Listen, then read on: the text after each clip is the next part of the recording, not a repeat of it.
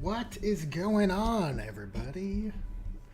Seems like I've mungled up my settings in OBS because now whenever I start streaming, it doesn't give me a buffer time on YouTube Studio. So, kind of either they changed something or it's a setting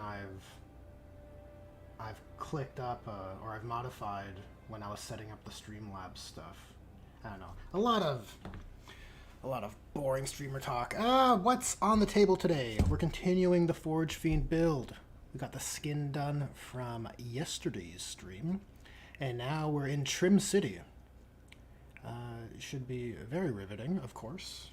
There's also a balanced data slate that came out. I don't know if anyone's aware. Not a big deal at all. Not a big deal. It's full of boring updates that don't change any of the beloved factions that people care about.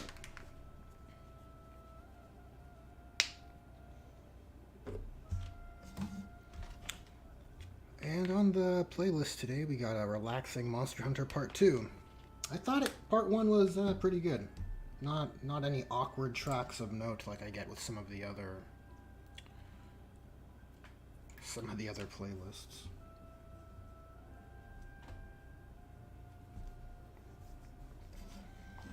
Alright, let's get in here.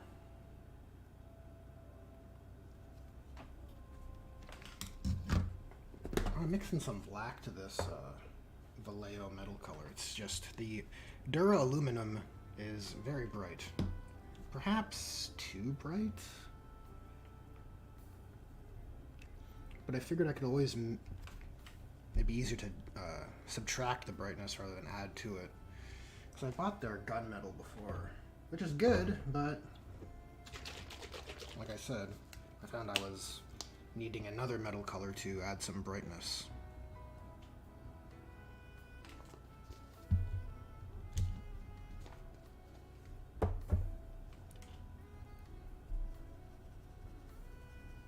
Yeah, it's a bit closer to a color I'm looking for. We'll see. We'll see how this fares. Okay, this probably isn't the best brush to use for trim, but we'll start with these fatter areas first.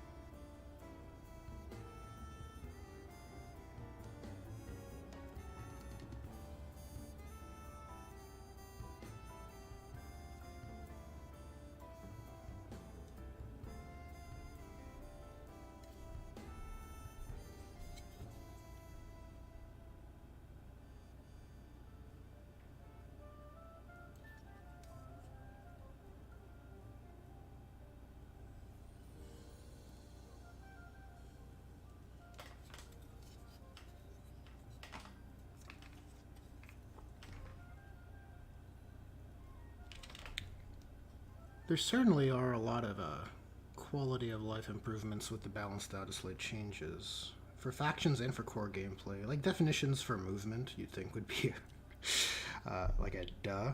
A lot of the changes might be kind of duh, but they're nice to have regardless. But what has me more excited, kind of took the wind out of my balanced data slate enthusiasm, is the Space Marine 2 gameplay trailer. Or gameplay overview. It's more just a guy explaining, a presenter explaining the modes of the game. And I gotta say, it's pretty satisfying.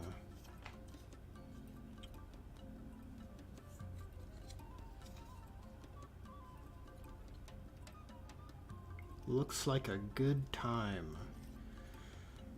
I did make the mistake of getting excited about Darktide upon release. I want to believe, it's not going to be the same. I don't think so. At the very least, there will be a compelling campaign.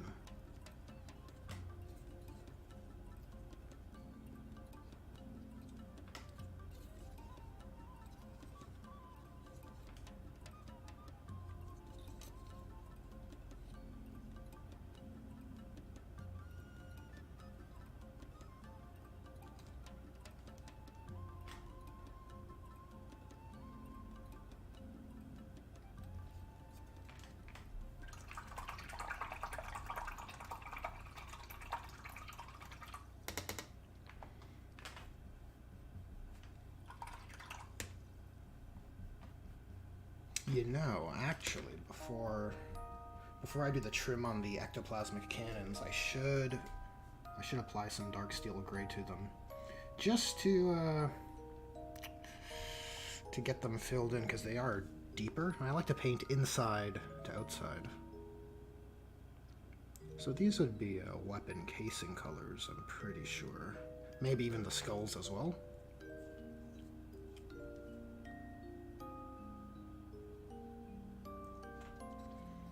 What's up, Pyro? How's it going? What are you hobbying this evening? Or are you just hanging out? That's, your company's appreciated all the same.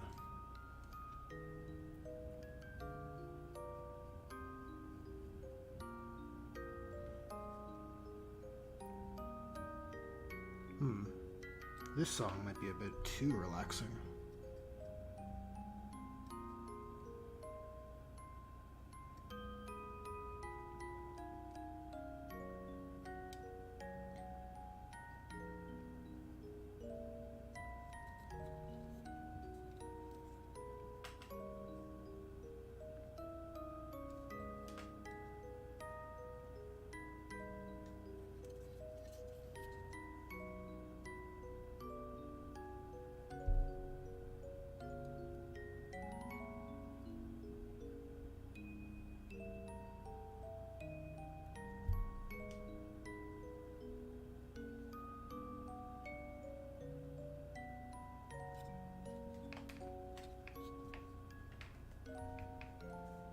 Converted an Alpha Legion HQ, did you?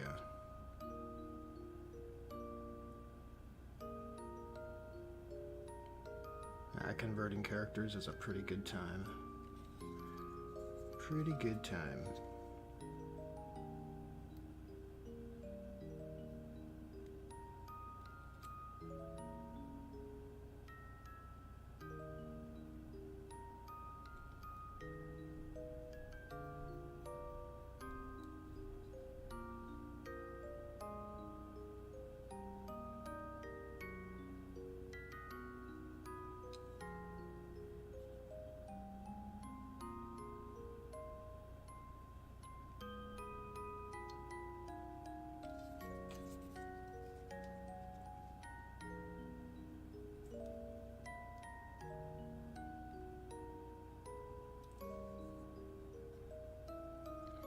I think it's just the outer ectoplasmic cannons on this guy that are gonna use the weapon casing color.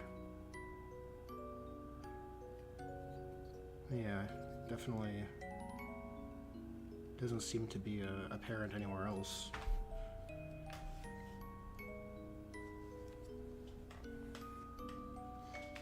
Could be run as a chaplain or something else. Nice. Well, chaplain, dark apostle. I mean, for the Alpha Legion, it's, tomato, tomato, right?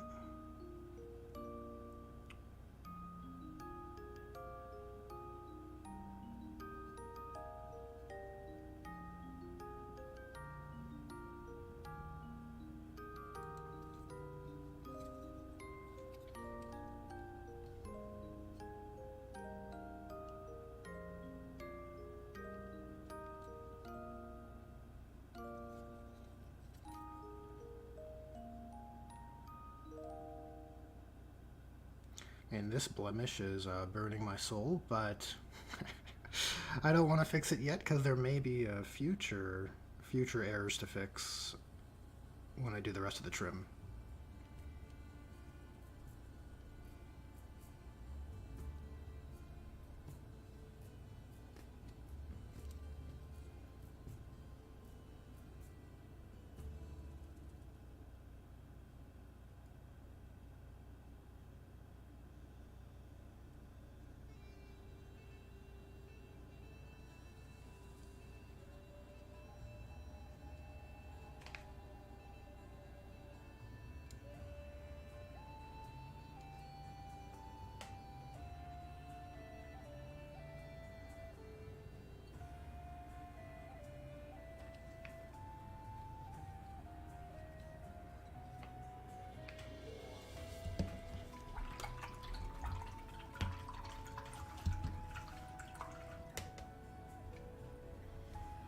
Oh, for Horus Heresy. Yeah, that makes a bit of a difference. Yeah, you could use it for a Centurion, I assume you mean? I'm not very familiar with the Horus Heresy units, if I'm being honest. Centurion or Delegatus. I guess he's a guy who delegates, right? A kind of logistical efficiency boosting character.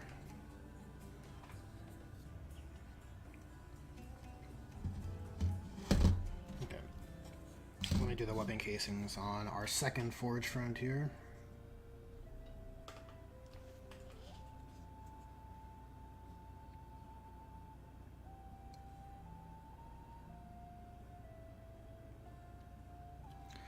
Try and do this without knackering the pipes or the tubes, but it's always a possibility.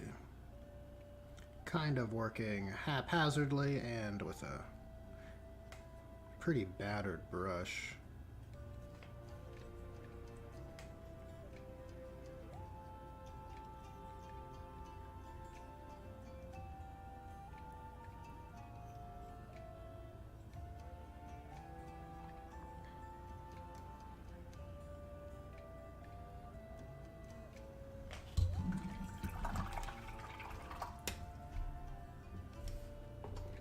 Trying to get some more dark sea gray here.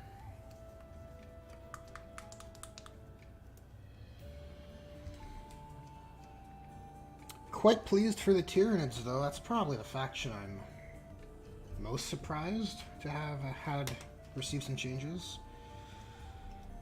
The Metal Gear Tyrannorex is very pleased that the Rupture Cannon isn't doo-doo butter. But again, that's such a duh update, right? Like, go figure, an anti-tank weapon is gonna be disappointing if it has a low number of shots and 2d6 damage.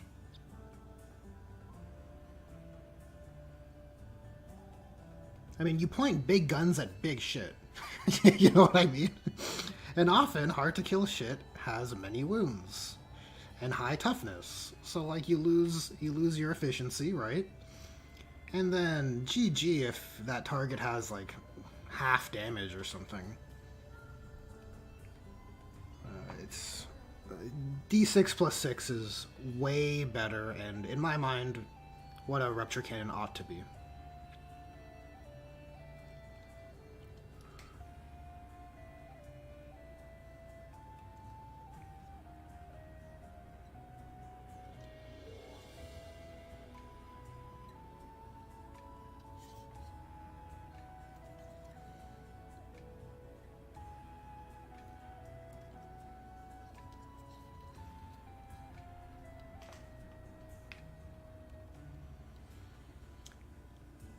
What's going on, Miku?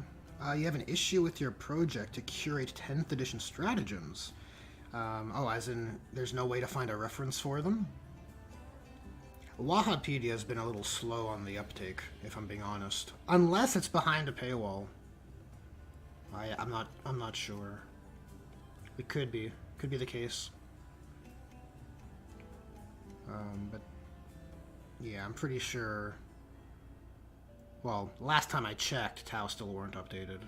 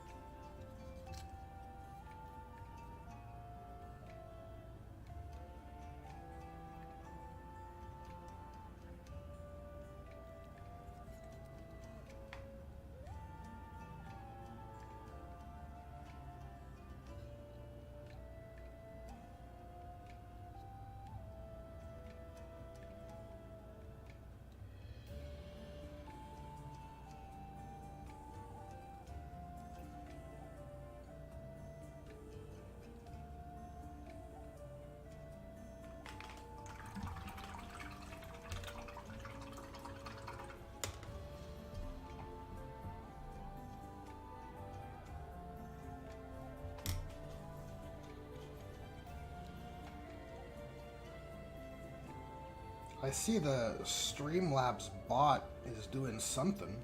I guess at least I activated it correctly. What's going on, Canada's Rusty Dice Bucket? Thanks for joining the stream and spreading that hobby energy.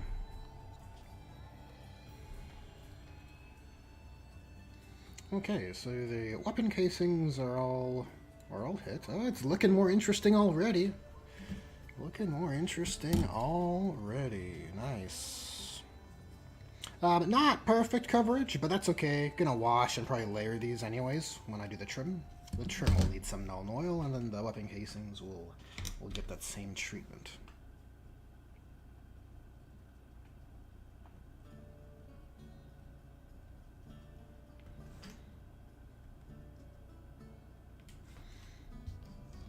Okay, let's continue with this trim. Very exciting. Living the dream here, painting trim, right? Every hobbyist's favorite hobby task.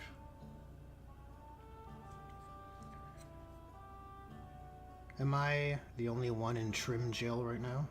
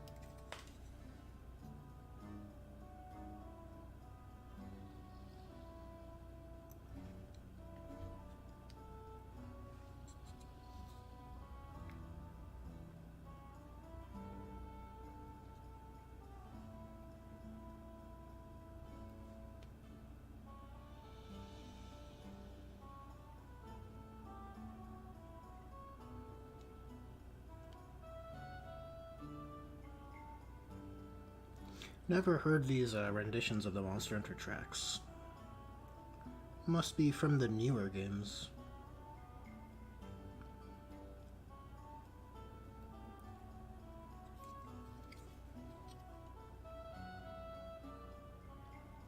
What is this, like a smooth saxophone cover? Either way, I dig it.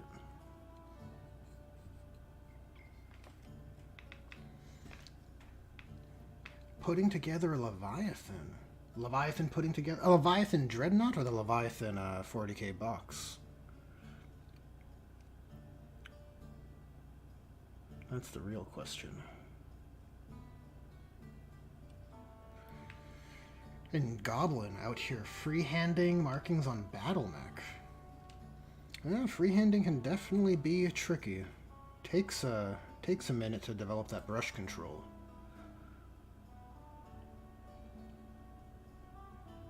But it certainly allows people to oogle your models, that's for sure. It has the wow factor, is what I'm saying.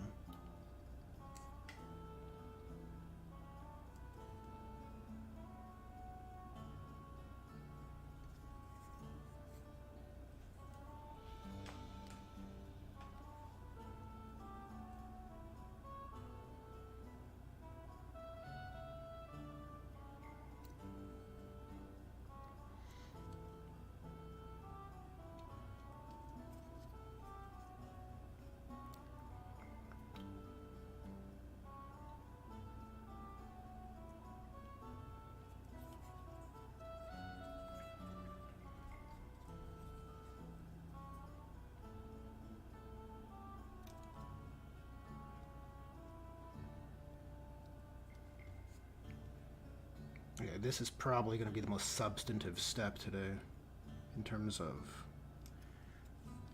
before and after. And we all hate on Trim, but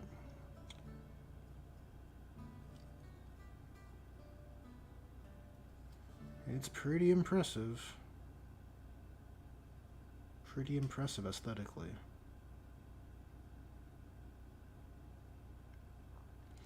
What else was there in that balanced data slate? For Tyranids, the Neurotyrant being able to lead Zoanthropes is again a duh, but all the same I'm happy it's allowed now. Allowed. We are allowed to play with our toys this way now. Cool.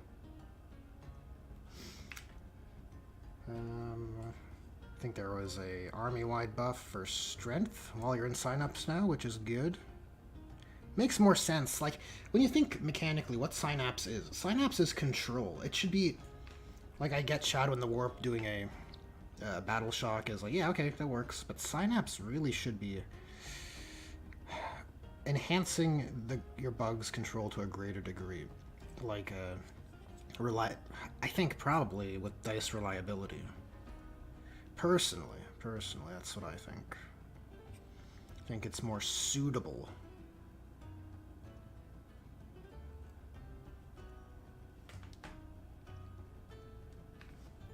Like, the Tyranid bugs should be poor skill, weapon skill, ballistic skill, outside of Synapse, and when you're in Synapse, you know, you manage your positioning, manage your ranges, you get a bump in efficiency.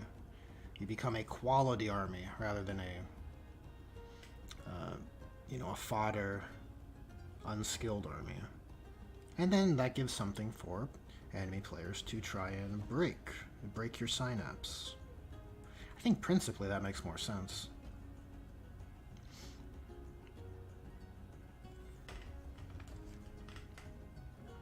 Oh man, look at this gun. This gun is gonna be the best gun ever.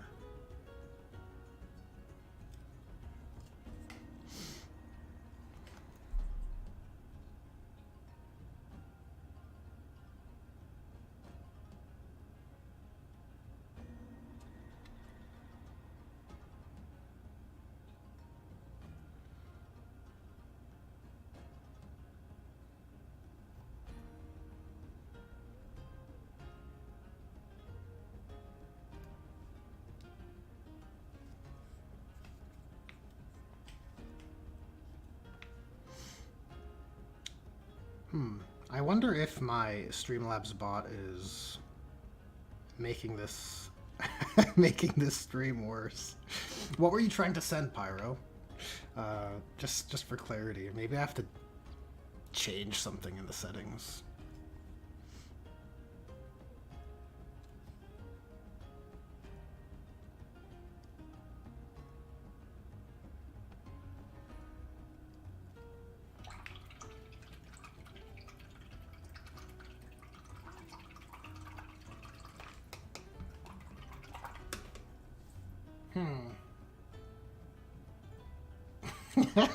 The Streamlabs out for blood, yeah. Seems to be that way. Okay, let me check my dashboard real quick. Let me try and check the Streamlabs dashboard. Maybe there's something I can do on the fly. It's possible.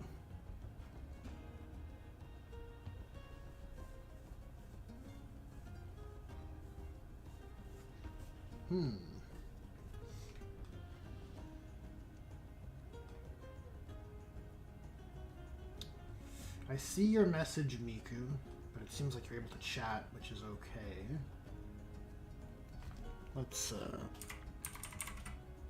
Let's get in here. Get to the Streamlabs dashboard.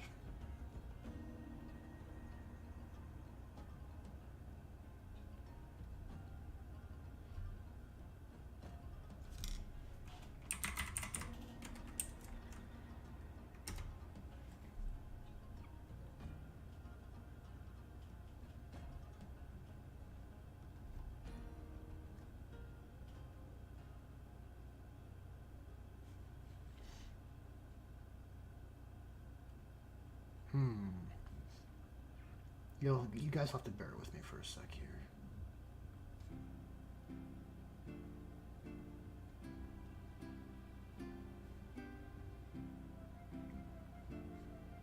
Okay.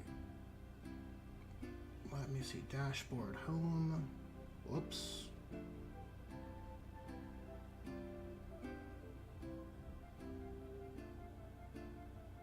Okay. It's gotta be in the bot. Okay, here's what I'm gonna do. We have to change this.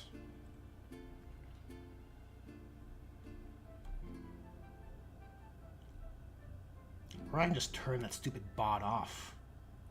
Okay, there's no save settings here, so I'm assuming that just changing it on the fly changes its behavior. We'll keep an eye on it. We'll keep an eye on it for a sec.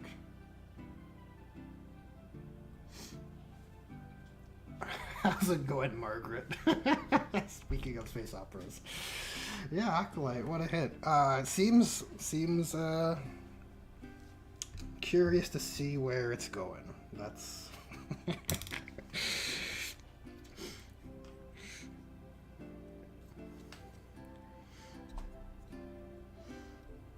I'll try and keep an eye on chat to see if that Streamlabs bot is gonna be a...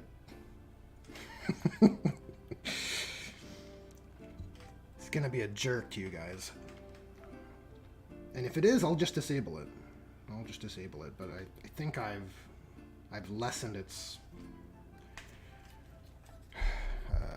how strict it is.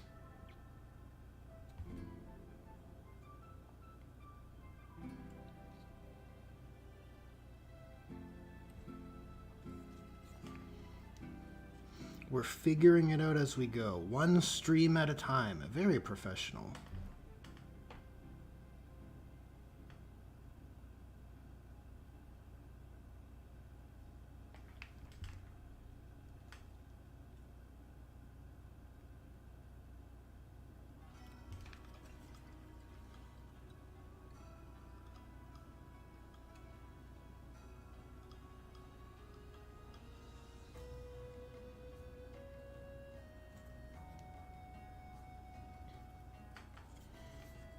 Oh yeah. Oh yeah, look at that ectoplasmic cannon.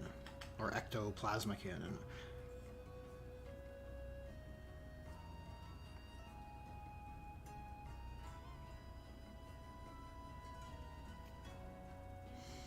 That's what I'm talking about. Okay.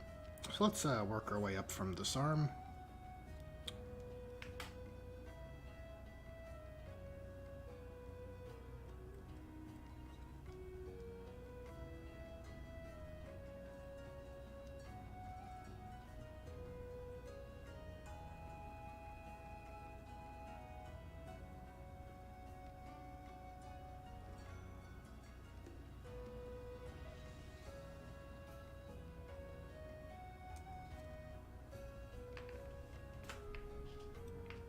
15% rate on Rotten Tomatoes. Let's go. Yeah, yeah, pretty much how it seems to fall. Look, I'll be honest. I'm not really like watching Acolyte. I watch the coverage of my favorite content creators, and I kind of take it with a grain of salt. I've just kind of like I can't bring myself to even hate watch. Like, how can I hate what I don't care about? You know, like I've become kind of apathetic towards Star Wars, unfortunately. But you know, it was a sad thing at one point, but kind of indifferent about it now. But I am very curious, like I said, to see how this story goes. Because if it ends up being a story about a person who's done bad things, but is absolved by the characters and the story itself of those actions because she was influenced by another party, I begin to feel very awkward about this plot. But we'll see. We'll see. You know, judgments are yet to be cast.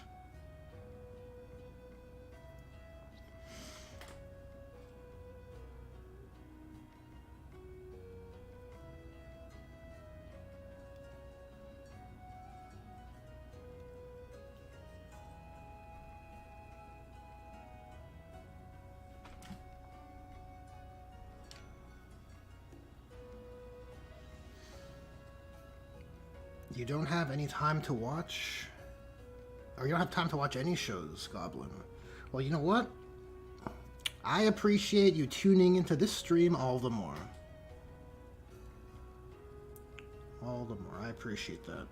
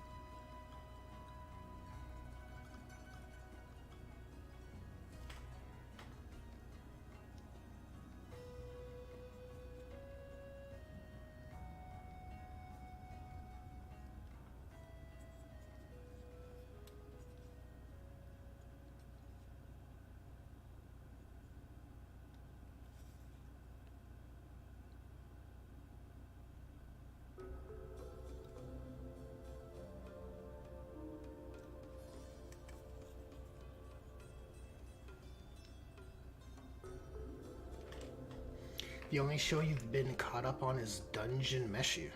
I'm not familiar with that show.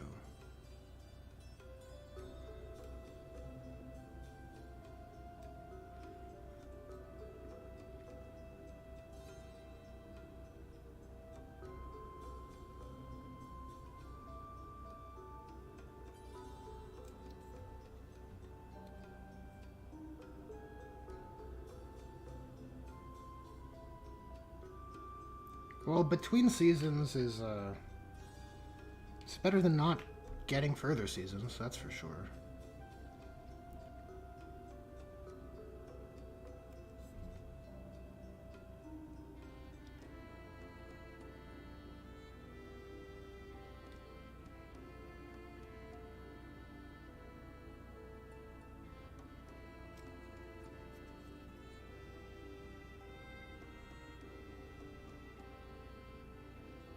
Man, this guy's gonna eat a ton of decals. Probably will have to resort to the larger ones.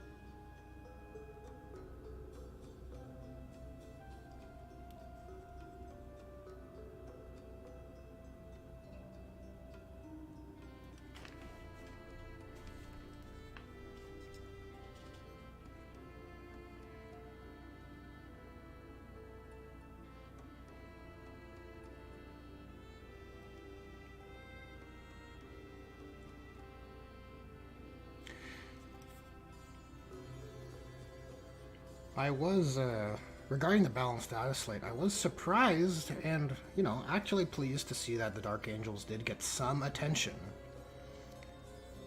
Though I don't think the, the change they added to the change that was added to the Unforgiven detachment is going to. I don't think it does a lot for many of the other problems that detachment has mechanically. But it's nice to get some attention to that detachment because it did seem just obviously flawed by my estimation.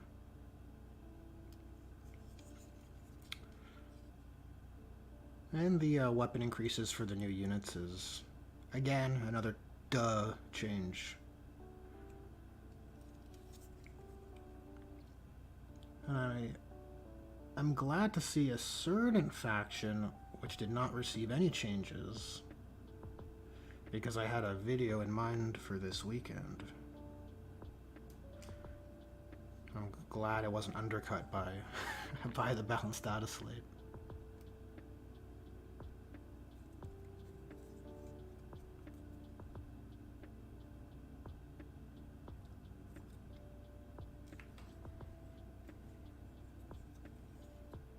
Should these be metal?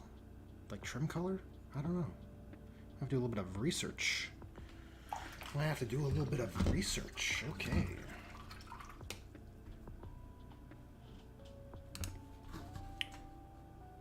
Where is my web browser?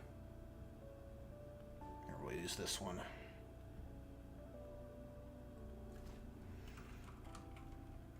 Forge Fiends. What does the heavy metal guys do? Okay, they painted, yeah, all trim, that whole spike. Okay. Okay.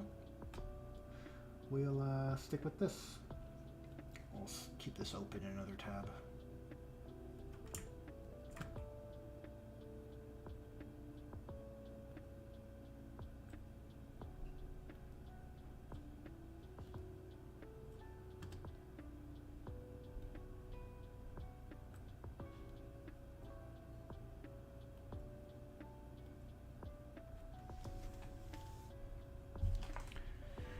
Bronze it up? Probably not.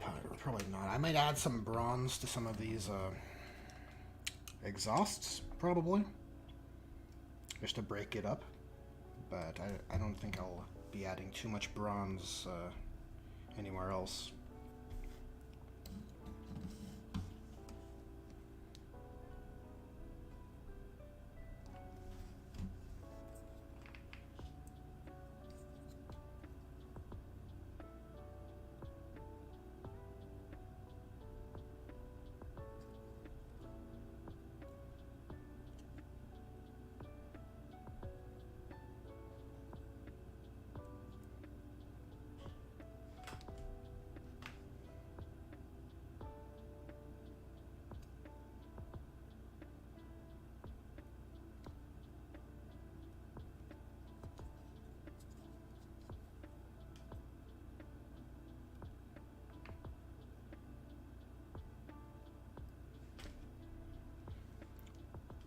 I think I saw the Parasite of Mortrex now has Synapse again, which is nice, because pretty sure it had Synapse when it debuted in 9th.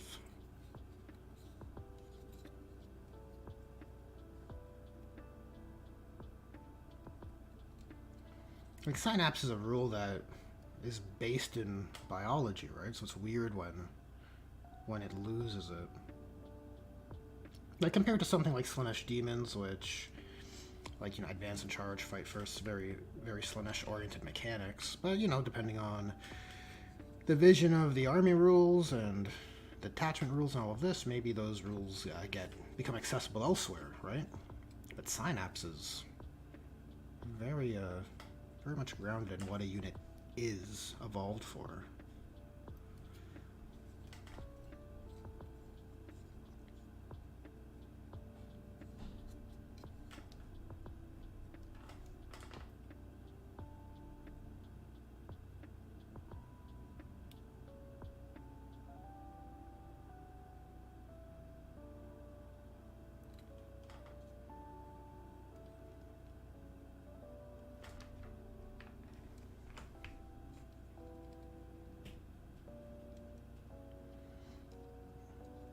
Yep, you're right, Pyro. Yeah, Neurolictor now got Synapse too. So strange. So strange. Like a brain bug lacking Synapse is just absurd to me. Like, why?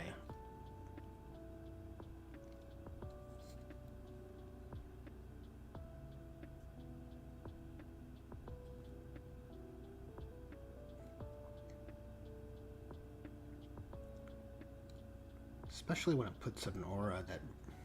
Not an aura, but it puts out a debuff that affects units in Synapse. But it doesn't provide Synapse itself. It's odd. Okay, so I guess this collar will remain. Now let's get into this neck.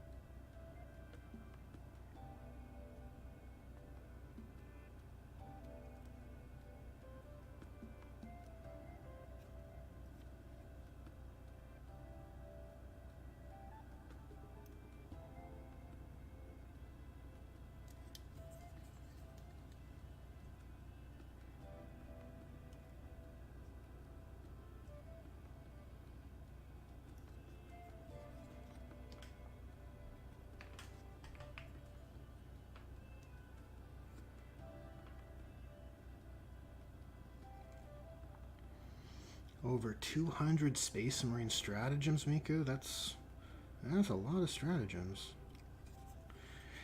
Spread out over multiple factions or sub-chapters and all of that, I get it, but yeah, it's still quite a lot. Maybe you deserved a break. Take a load off.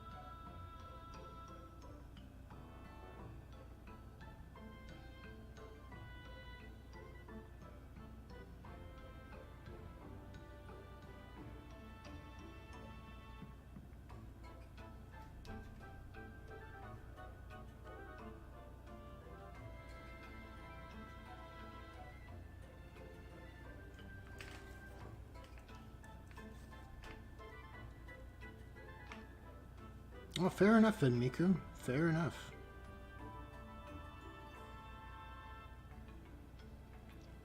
It's also not so bad if you're enjoying the task, right?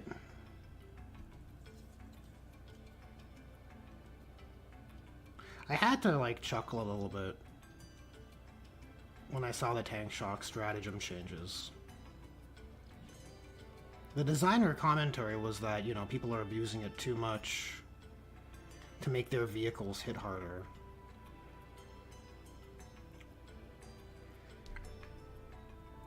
And, you know, because you'll have a vehicle like a what's the demon engine? What's the Chaos Demons Defiler called?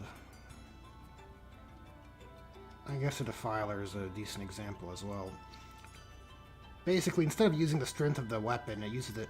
Now it's been changed to work off of toughness of the charging unit instead. But I feel like in every instance I use Tank Shock, my toughness is higher than my strength. I guess because I'm not using the busted choices, you know,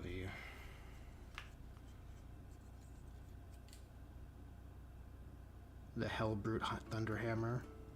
I mean, but Hellbrutes with hammers aren't really spicy choices in and of themselves. Because a Rhino's strength of its tracks is strength 6, and Rhinos are T9. So while the stratagems designer commentary changes are based around lowering how abusive it is, I feel like all my tank shock units have gotten more deadly. Maybe I'm in the minority with that? I don't know.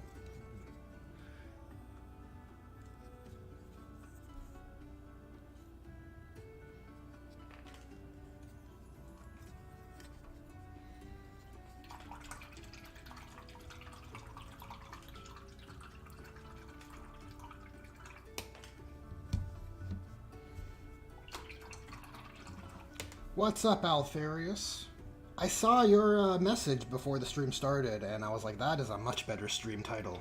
So I stole it. And I thought you, as a Alpha Legion guy, would approve.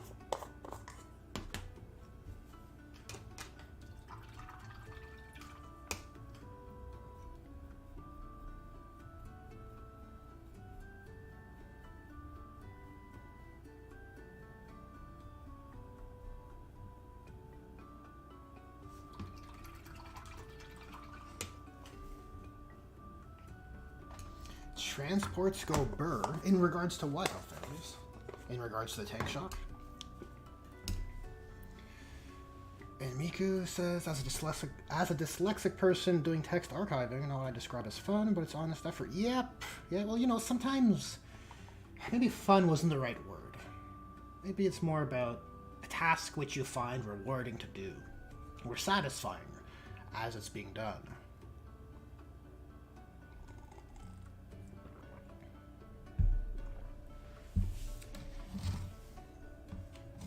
How's this, oh, we still got some paint in here we can use. So to the back of these neck spines.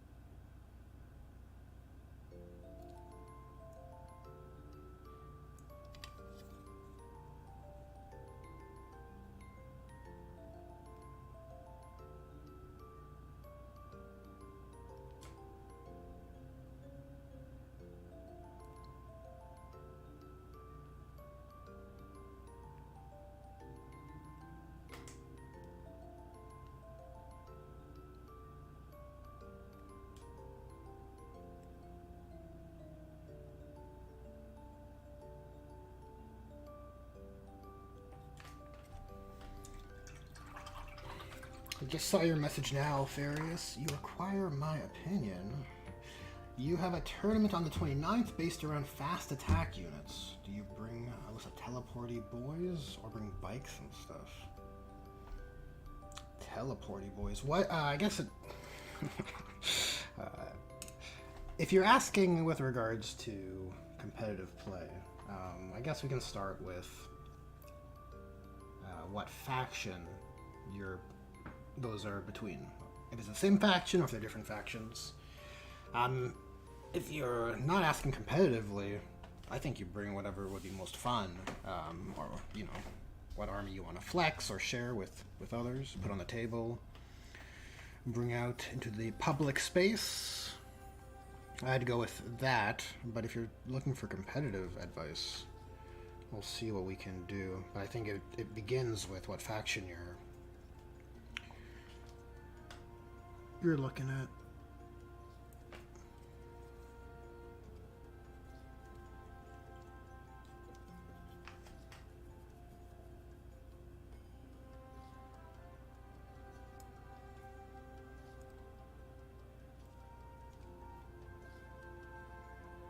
Shit, I'm ruining this. Okay.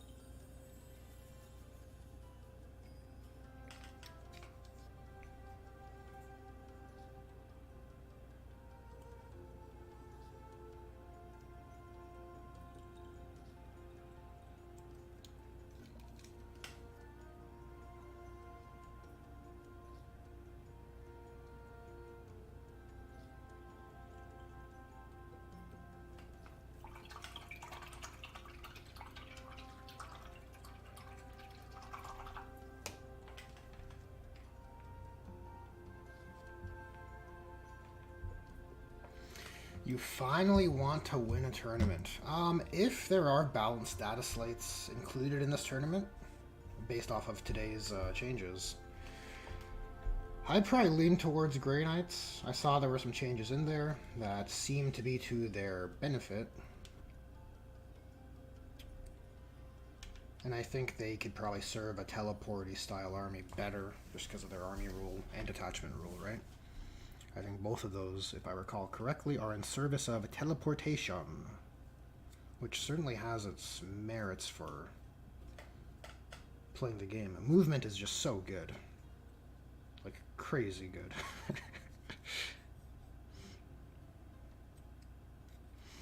It is everything. And it kind of feels bad for the factions that are slow.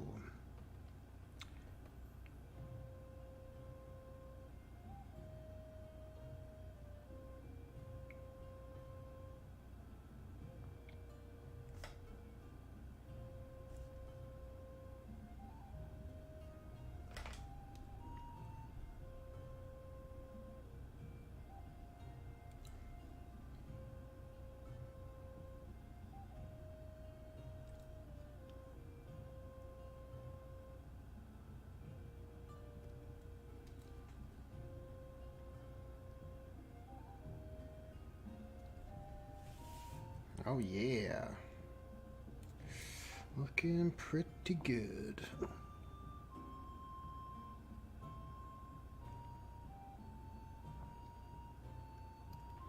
It's all coming together.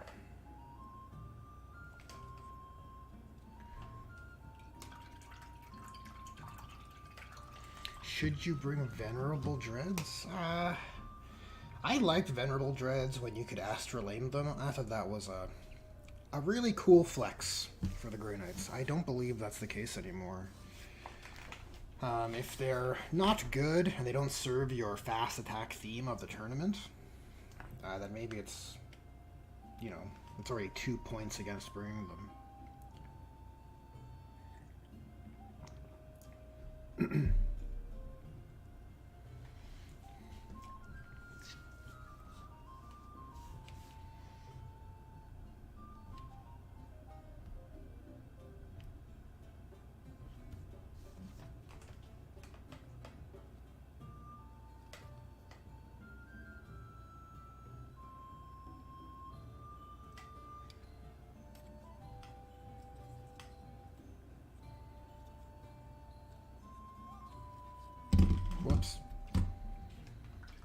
It's okay. We're gonna paint his teeth last.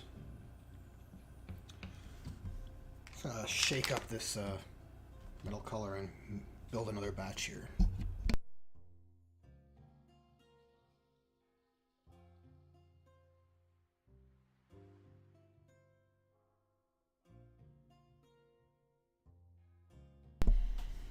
Alrighty. That should be well mixed. Shaken with all of my strength.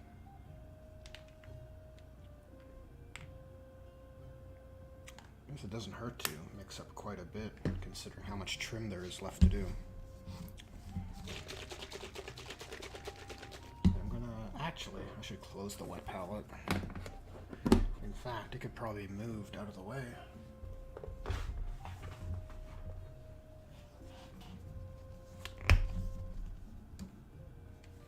I'll put a few drops of primer in here,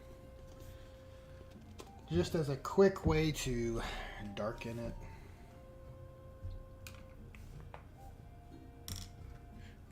Kind of wish I had a toothpick here.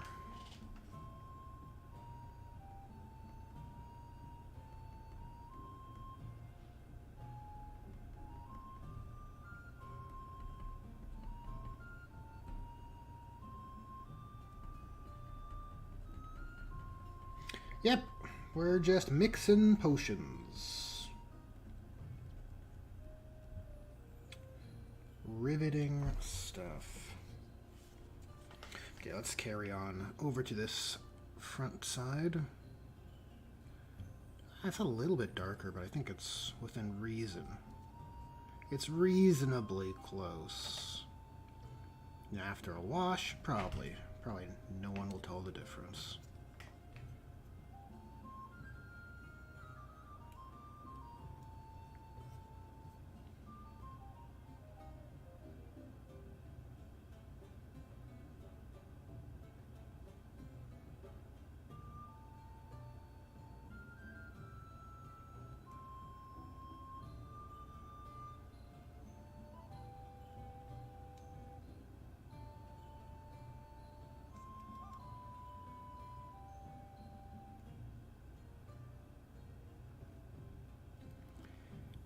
Yep, I'm quite jazzed for Space Marine 2, though. Oh, man. Oh, man. Being able to customize your Space Marine to be a salamander, not stuck as playing as an Ultramarine. At least, you know, outside of the campaign. That is... It's a good sign. It's a good sign, I think.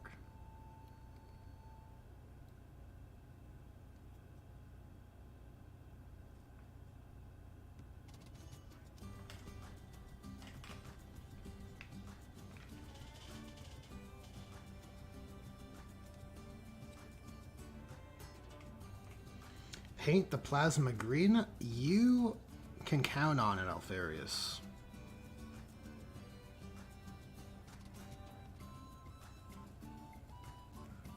It will be so. Gotta paint it green. It's kind of the whole reason I committed to the ectoplasma instead of whatever the other one's called. Soul burner autocannons or something evil. It sounds like a very evil sounding name. But no, it's a Hades autocannon. It's not terribly cheesy.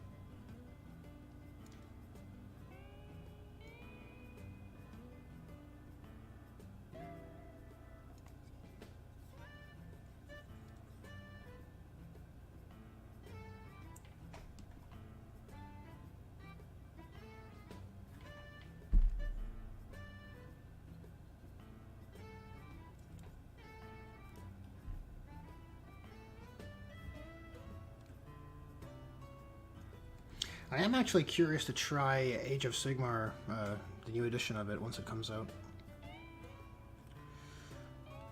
No plans to pivot or anything, just from a trying out different game systems point of view. I'm curious to check it out. And it'll be nice to put my Slaanesh demons on the table and probably not feel bad.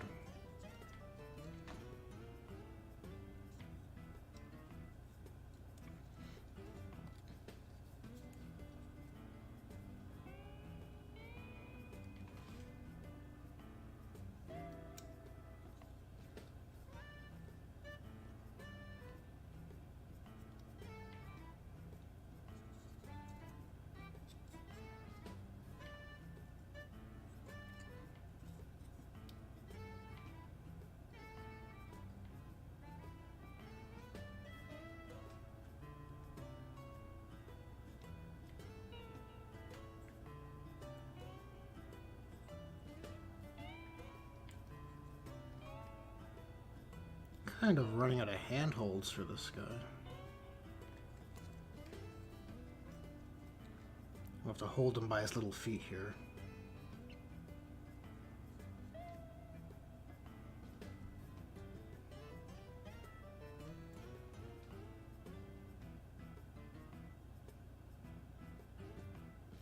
That might be a bad idea.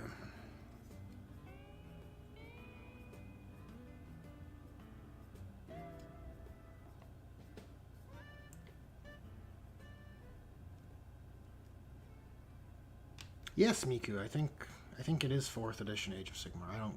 I don't actually keep track of what edition they're on. I know it's a new one. I know it's a new edition. That much has been made clear to me. I see the preview articles I think they're doing them daily on Warhammer Community. And they, you know, and again, I don't do a deep dive on the rule set to see and understand the full context of what they're demonstrating. But it seems like the design philosophy for each army seems very fixed and not... And I could be proven wrong by this, but it doesn't seem to be baked into these stratagems. The gameplay philosophy of each faction doesn't seem to be bound up in their stratagems, which is an intriguing premise, because I think while with how can I phrase this? In 10th edition 40k, there's an interesting, you could say, dynamic between having so many options of stratagems, and you're wondering, oh, what are my tools here? And you can make those tactical decisions and choose one tool for another. Oh my god, I just noticed this gnarly mold line here. That might actually be glue that's dried up and ruined the model. What a shame. In any case, as I was saying, yeah, in 40k 10th edition you have, you know, several options. You have core stratagems that do core gameplay things like, do I want to interrupt combat on the enemy turn? Do I want to command reroll? Do I want to insane bravery? These kind of core fundamental tools. But then the same resource that manages those tools at your disposal is also pulled between your faction's toolkit. And Age of Sigmar doesn't seem to be, as far as your faction rules go, and again, I could be wrong with my understanding, but your faction rules don't seem to be pulled between those two resources. They seem to all be, for lack of a better term, cooldown based, which from a mechanics point of view is very intriguing to me. Because now you always know what your faction has the capacity to do, and your intended playstyle of your faction is always available to you, regardless of what stratagems you would use. Assuming Age of Sigmar 4th edition has stratagems.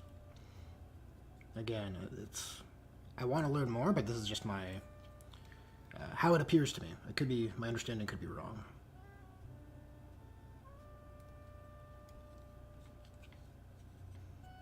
But if that's the case, oh man, that definitely seems better. I like when factions have specific toolkits that make them feel unique. feel like that's the proper path.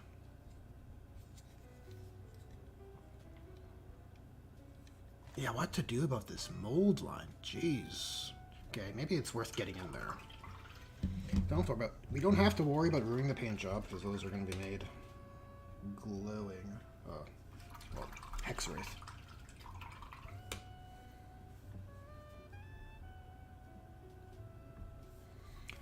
What's up, Jonathan? Just saw your message now. Yes, I think the changes are all for the better. A lot of them, as I was saying earlier to chat, seem kind of duh to me. A lot of changes which are like, oh, finally, it's about damn time, like that kind of energy, but all the same, it's good to have them. I'm just gonna go grab my knife because got a bit of a boo-boo to fix here. BRB.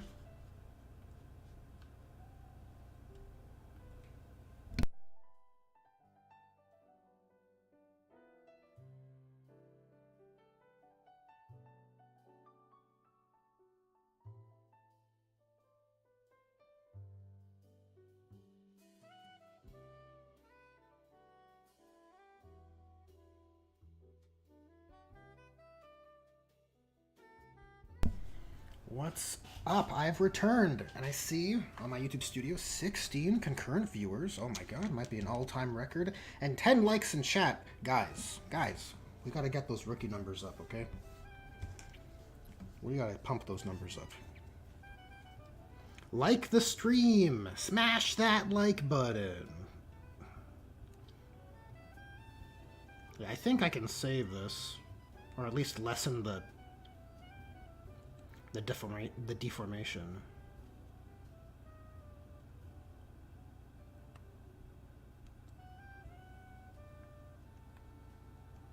What a shame.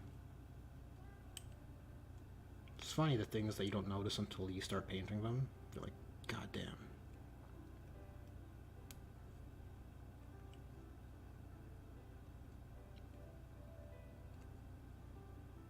Hopefully it looks okay once we get some paint on here. Let me grab a brush here to it's like a paleontologist getting rid of the particulates. Oh wait, my stupid thing's up here. Hold on. There we go. There we go.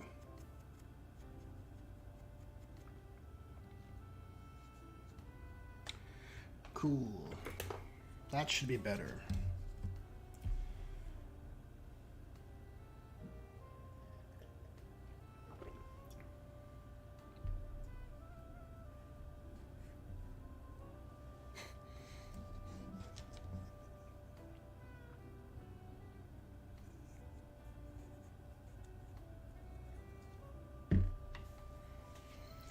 What's up, Zacharias? What's up?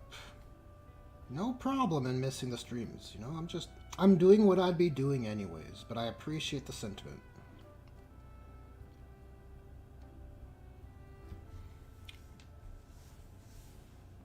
Planning to go to LVO? Maybe. No, I'm not planning. I won't say I'll never go, but I'm not planning to go to the upcoming one.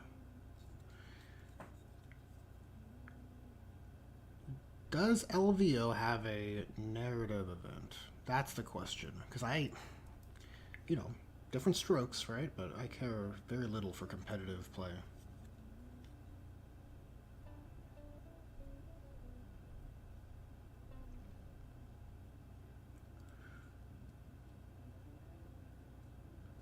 That would be the requirement for myself. I need like a narrative event.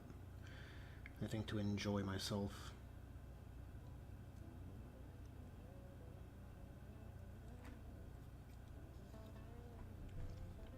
But if you're going, man, like all the best luck your way, you know?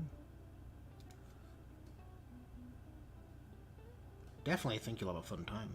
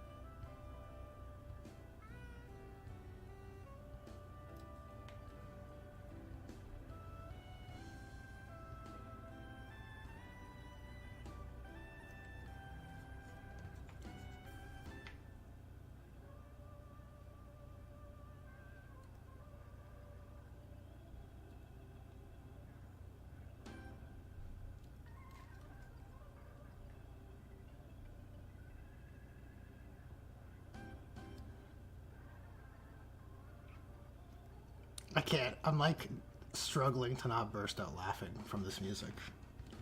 It's reminding me of like church music. Like jovial church music. It was very funny. I find it funny. Especially if it's from Monster Hunter, allegedly.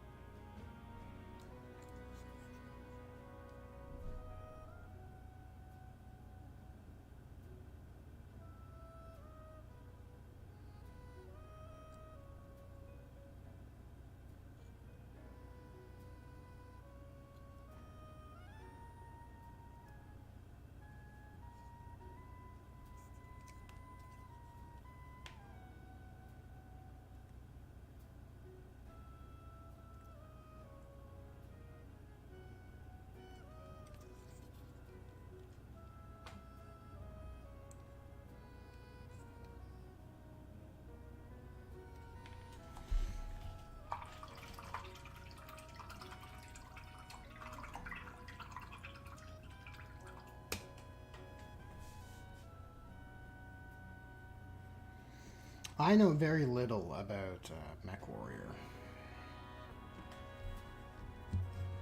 Some sort of war game with mechanical machines. I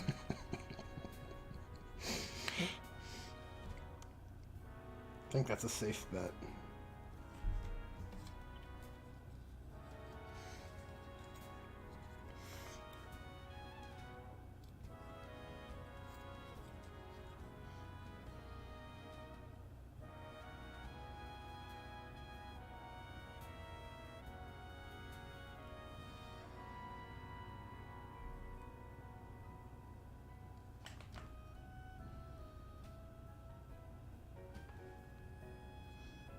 Oh, you know what I should check? If Imperial Guard got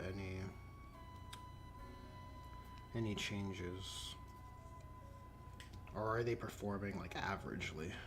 So it doesn't matter.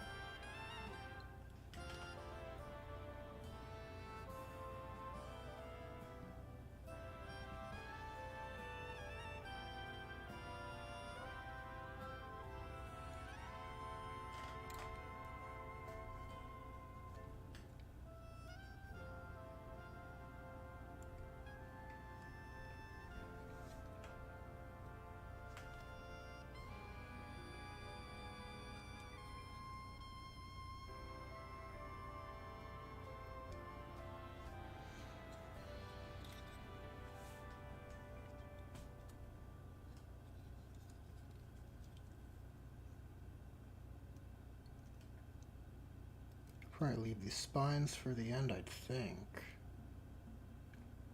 I think that makes the most sense.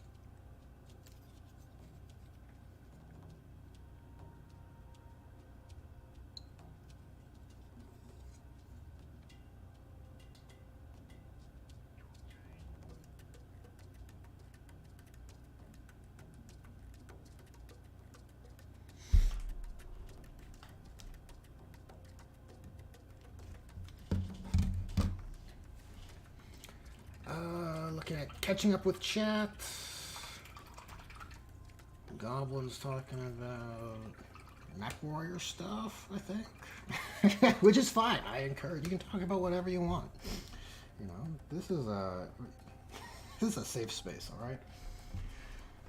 Margaret, yes, I saw your message on my stream earlier this week as I was shutting her down.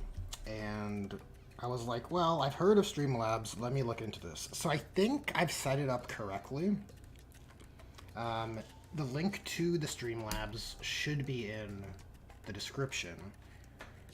And I think it's set up so that the alert shows on stream. If it doesn't, my bad. I'll work on it. But it's a very professional trial by error situation.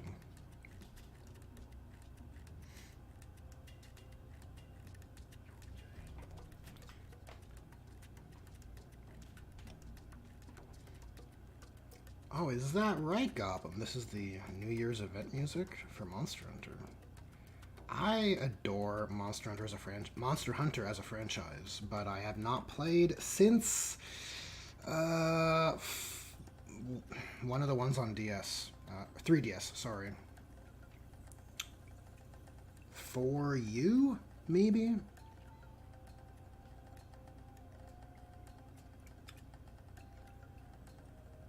My buddy Melon was so disappointed I didn't want to play World with him at the time. I just kind of felt bad because I sunk so many hours into Monster Hunter that I felt kind of guilty to do that again. And, you know, I'd be painting models anyways, and I wanted to put that time towards this hobby instead. But I told him if a future Monster Hunter game comes out with Lagiacrus and I could get that armor.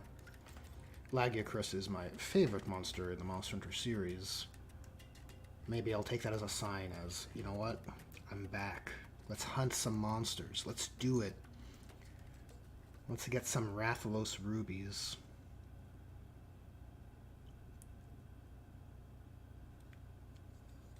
Let's mine some...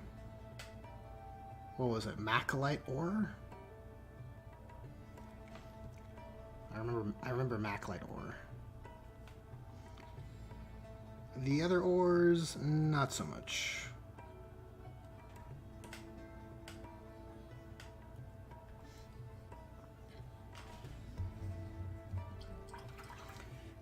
I see your question. Okay, so Margaret, I see your comments too. CAD or USD? Whatever is convenient. I left it as USD by default because I think that's probably the globally understood type of currency. This is my understanding. I'm not a financier, okay? But I believe US dollars is like the most commonly understood currency. So I left my Streamlabs on USD. And Miku's question, any ideas why 10th edition has stratagems spread across detachments instead of being army-wide? Well, I would think it's part of the criticism of 9th. It was stratagem bloat. You would have so many stratagems that you wouldn't use. And I think this idea of giving each faction, or each detachment now, a fixed kind of designed playstyle, or with just very few mechanics that you would, return to. Iron Warriors can shoot in combat, right? That's part of their toolkit that they can do uniquely. So when you're fighting against Iron Warriors, or whatever their detachment's called, you would know that that's on the table. This kind of idea. It was a much harder thing to kind of wrap your head around in the older editions. Or sorry, in 9th and 8th. Like, I think in 9th edition, as a Salamanders player, I had access to the supplement too. Like, how many stratagems? Like, 4 pages of Codex stratagems, plus, I think, 2 or 3 pages of the supplement Salamander stratagems. Like, it's crazy, right? And how many of those would I honestly use on a regular basis? I think 10th edition has a healthier stratagem ecosystem, but like I said earlier, I don't love that you're torn between your mechanical toolkit of your faction, or I guess sub-faction, and between the core stratagems. Age of Sigmar seems a bit more, at least by my understanding, 4th edition Age of Sigmar seems to have a more interesting paradigm in that regard.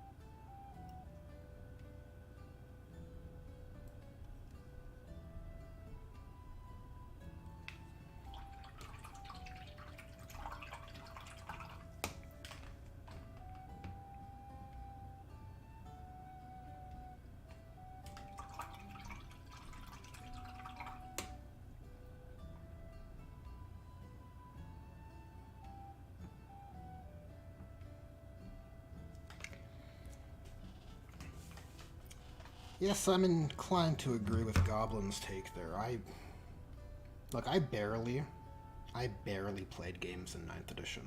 I was just so not not into like the core experience. 10th is,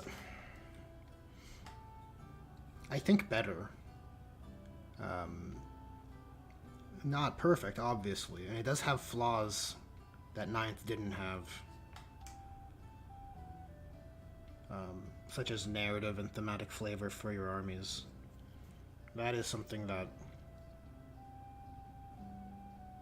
I think I mentioned earlier this week. I kind of sorely miss for the Salamanders, for the Firekeepers.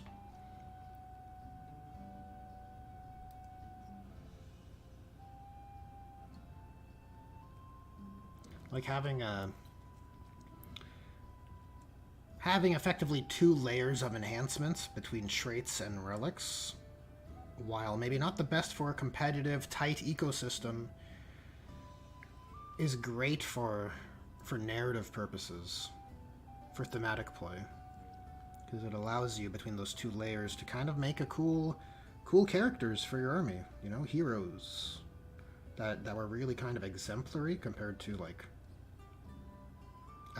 the base data sheets that they would be born out of. And the single enhancements don't quite cut it. And then you have other like missing points-based systems that were in 9th edition, like making your chapter master, right? Like, it's crazy to me.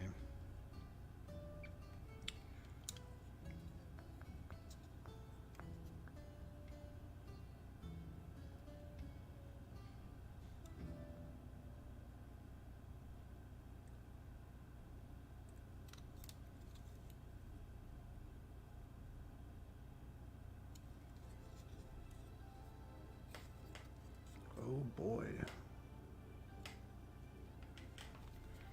Well, look, it's only taken a whole stream. Well, not quite yet. Trim's taking. I underestimated the trim, guys. It's safe to say.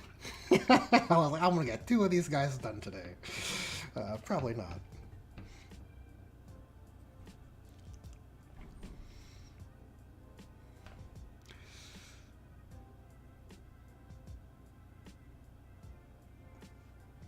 It's looking pretty cool, though. Looking pretty cool.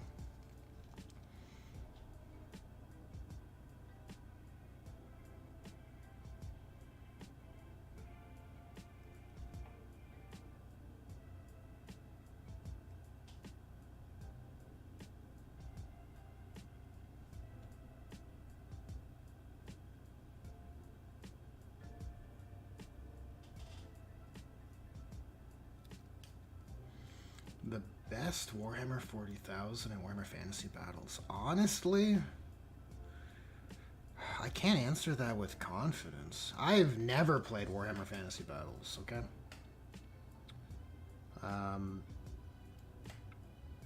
So I can't really speak to that. And the only editions of 40k I was involved with in any, like, from my gameplay point of view, really it's from 8th onward. I was a exclusive hobbyist or a painter, I guess, collector before that. I went to Games Workshop the odd time, but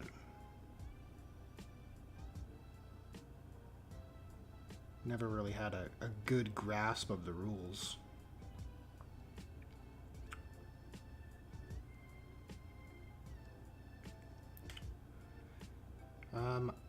I'm inclined to think that the answer to your question might depend on your codex, because it seems different editions and different factions have had their best codexes being from certain editions. Like, you always hear about Chaos Space Marines 3.5, right? So I wonder if that answer largely depends on what faction you're kind of honing in on.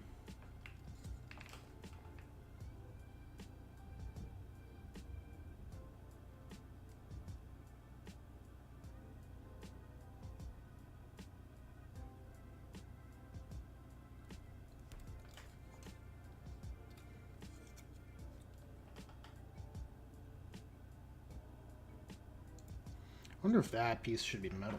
Let me take a look at my reference. My Forge Friend reference.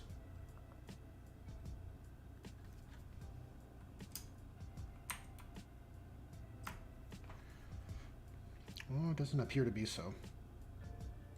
We'll keep it armor color. We'll keep it armor color. It'll contrast better against that trim.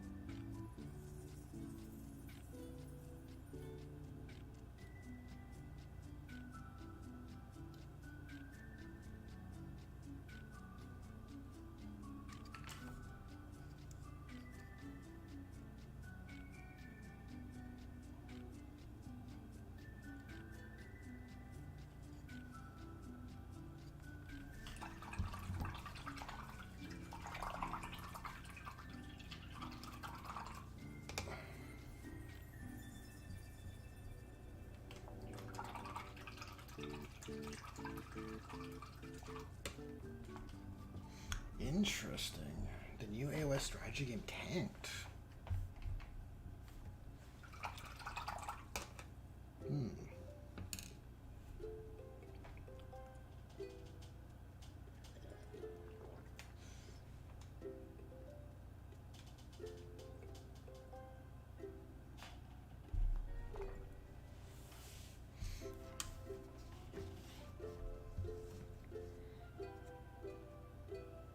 Wonder if that's a case of Total War fans wanting Total War, but no, here, take this strategy game instead of Age of Sigmar setting.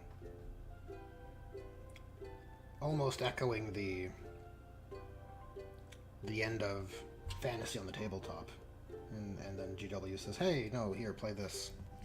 Here's a different setting that you didn't ask for. Seems, you know, it's like poetry.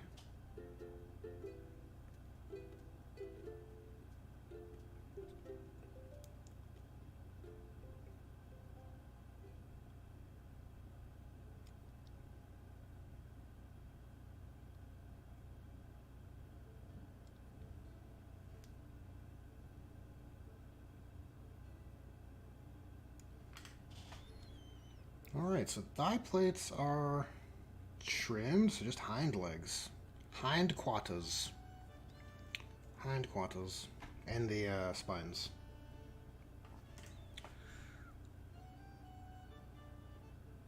We're doing it. One panel at a time.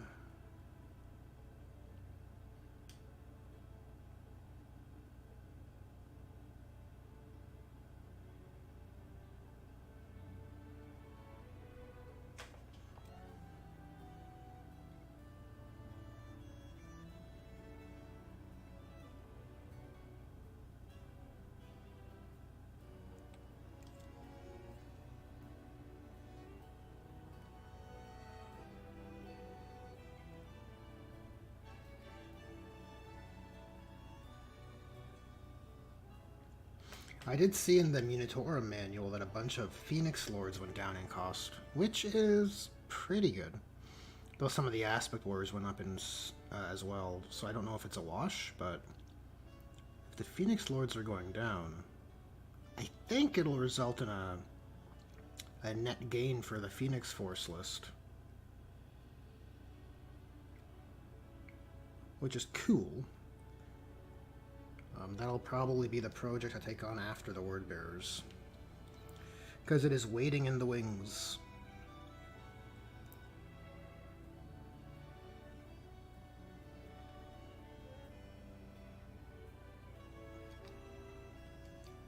As for when I'll shift gears, I think it'll largely depend on if Eldar Codex is on the immediate horizon. I would like to spend a bit of time on with the Word Bearers.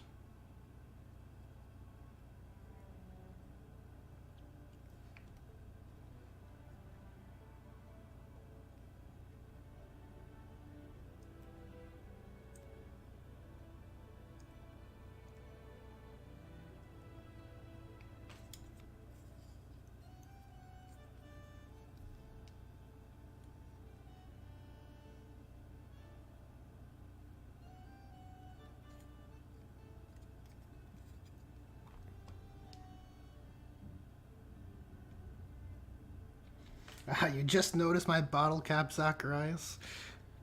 Only the best supplies.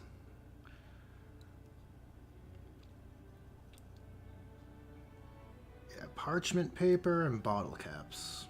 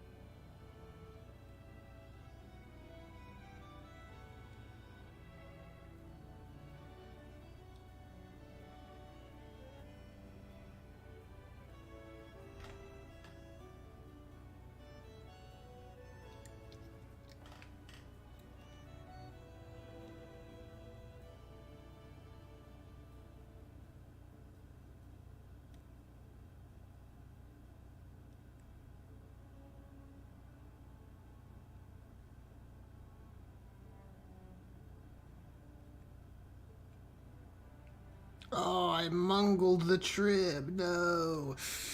How could I have done this? Let's see if we can clean it up.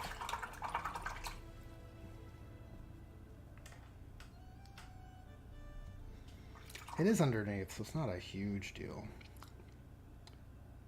No one will know. Can we erase it? Use that eraser brush technique? It's kind of working. A little bit. I think I can wear it, though.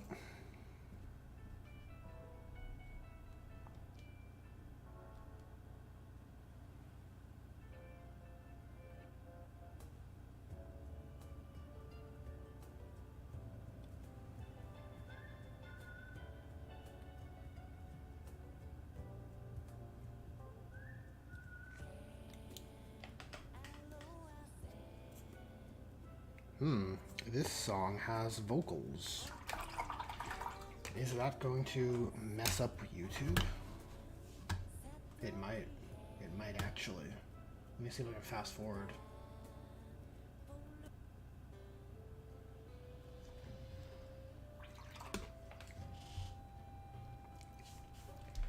Fast forward.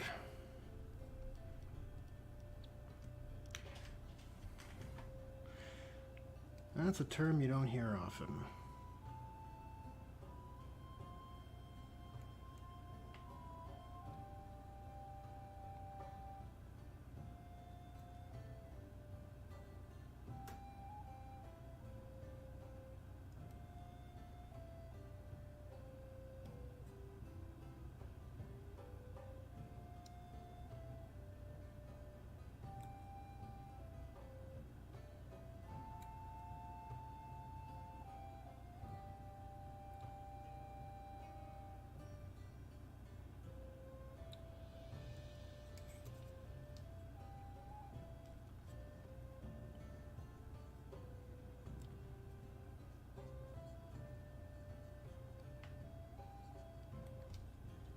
I was a little bummed not to see any Tau updates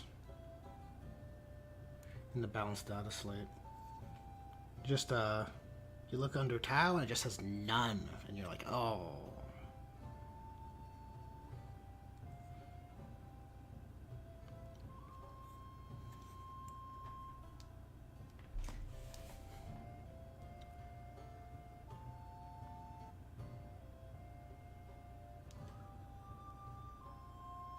Oh shoot.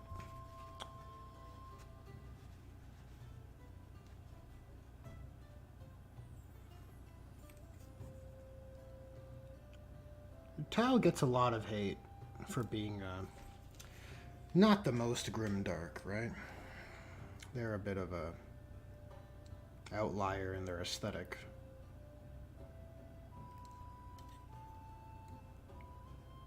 But I think they represent that naivete, you know?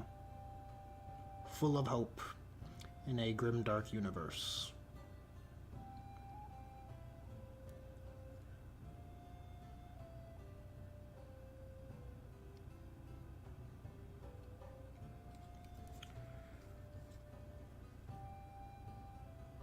And I'm never a fan of people who, like,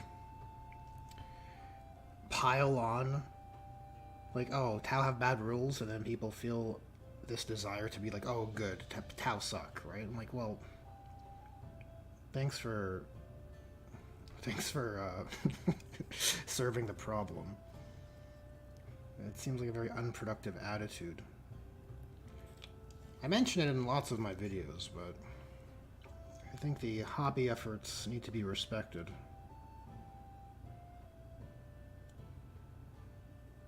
Because whenever they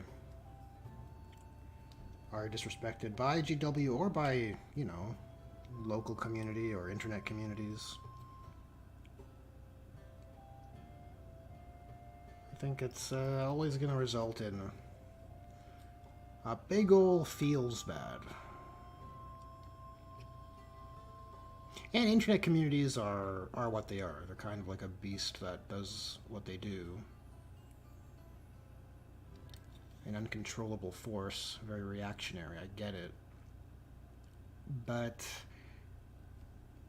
I mean, when GW disrespects the hobby efforts, I'm like, oh no. Oh no. Not like this.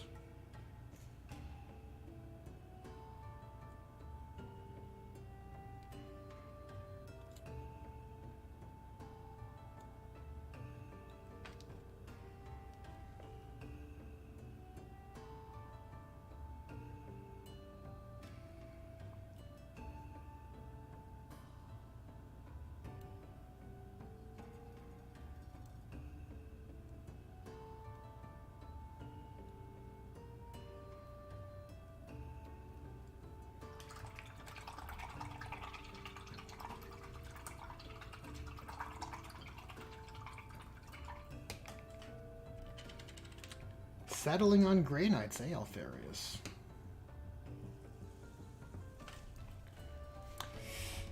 I feel like the teleporty shtick will serve you well in competitive play. I haven't looked at their rules since the indexes came out.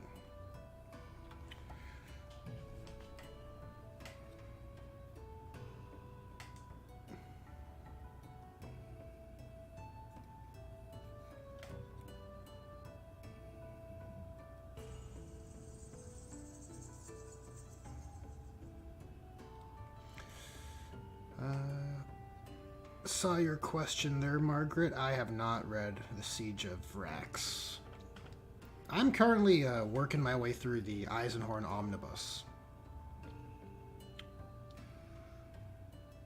which I've kind of been loafing on, so I should probably probably make more of an effort.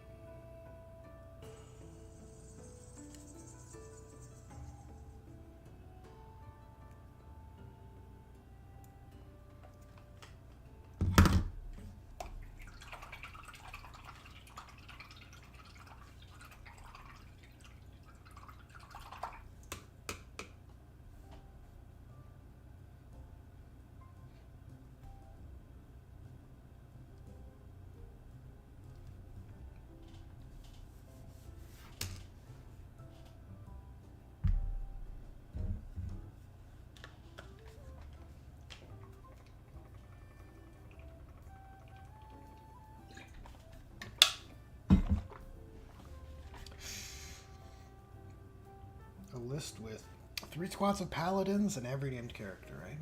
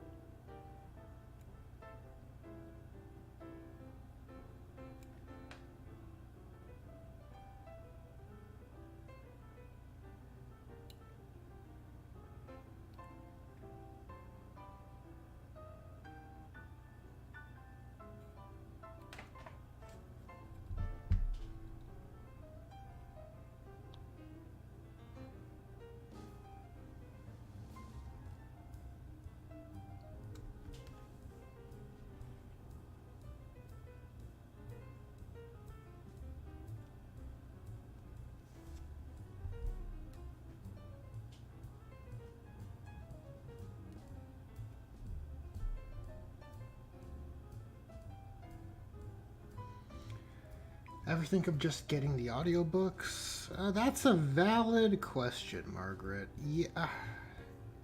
I picked up the physical copy because I believe it's probably a good sort of mental exercise to keep up with.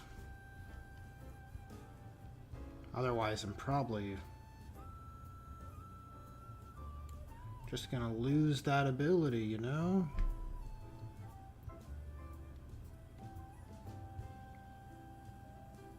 I have listened to audiobooks in the past. I think all of the those Guy Haley books from 8th edition. What were they?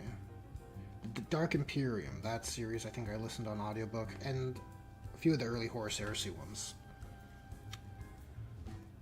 And I quite enjoy. Oh, and you know what? I adore the Chris Wright's Talons of the Emperor. No, Regent's Shadow. That series in audiobook is awesome. 3 POV characters, 3 different narrators. It is chef's kiss. It is perfect. So I can definitely appreciate a good audiobook. It's definitely more time efficient also, but it's probably, I think reading a novel when you're lying down in bed trying to fall asleep is probably better than looking at your phone, which I'm guilty of. So for those reasons, I picked up the physical book.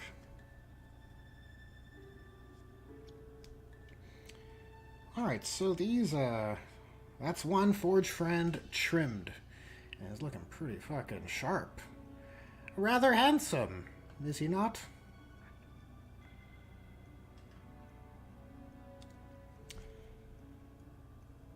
As for the feet, could put trim on this hoof, and I guess these claws also. And then we'll call his trim done.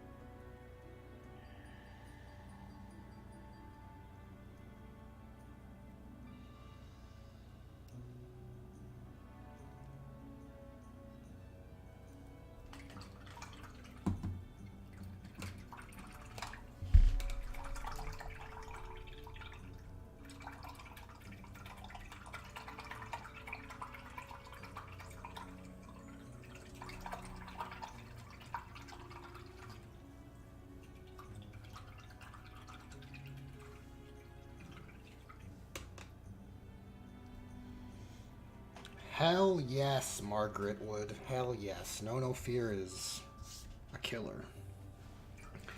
It made me a fan of the Ultramarines.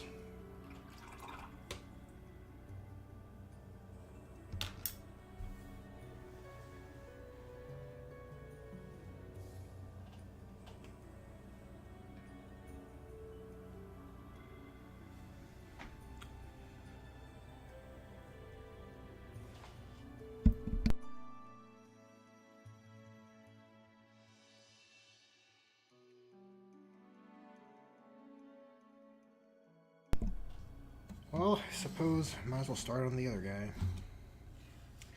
Start on the other guy.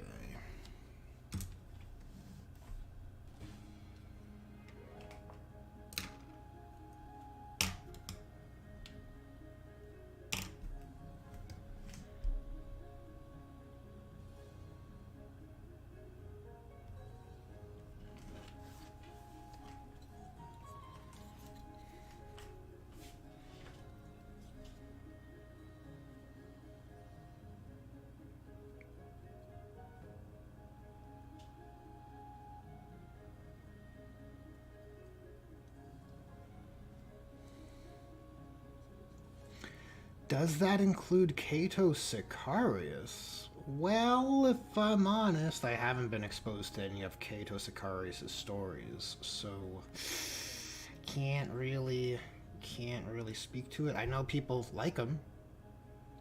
I know he seems to be a pretty cool guy.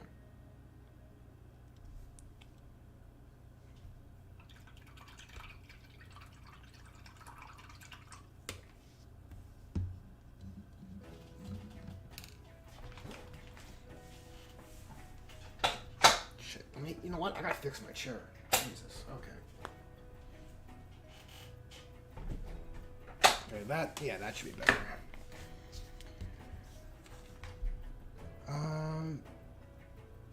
Ultra Smurfs, Chaos Sicarius. Oh, you're starting on 8th and 9th Chaos Space Marine stratagems, and you'll be writing mine too. You mean as in the Word Bearers stratagems?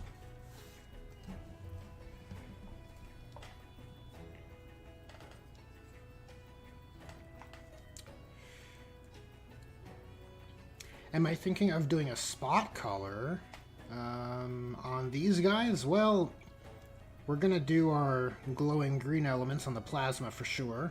And then, you know, all around these guys, we're going to have our glowing runes. So it should look pretty good. These lights will probably be glowing green as well. And maybe some details on the gun like the eyes. That could be cool. Yeah, we'll have green as the ghastly Hexwraith Flame green as our spot color.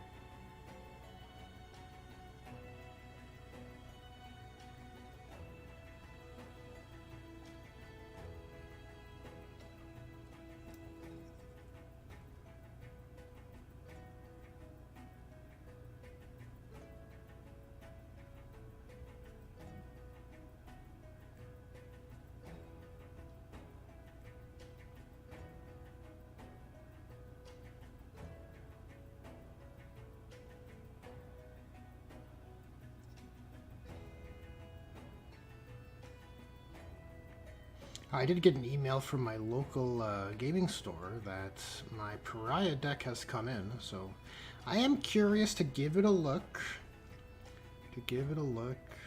Get familiar with the new deployment and mission types.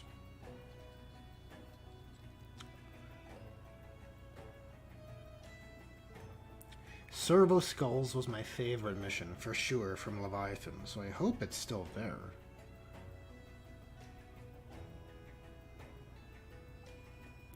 Or, even better, more missions like that.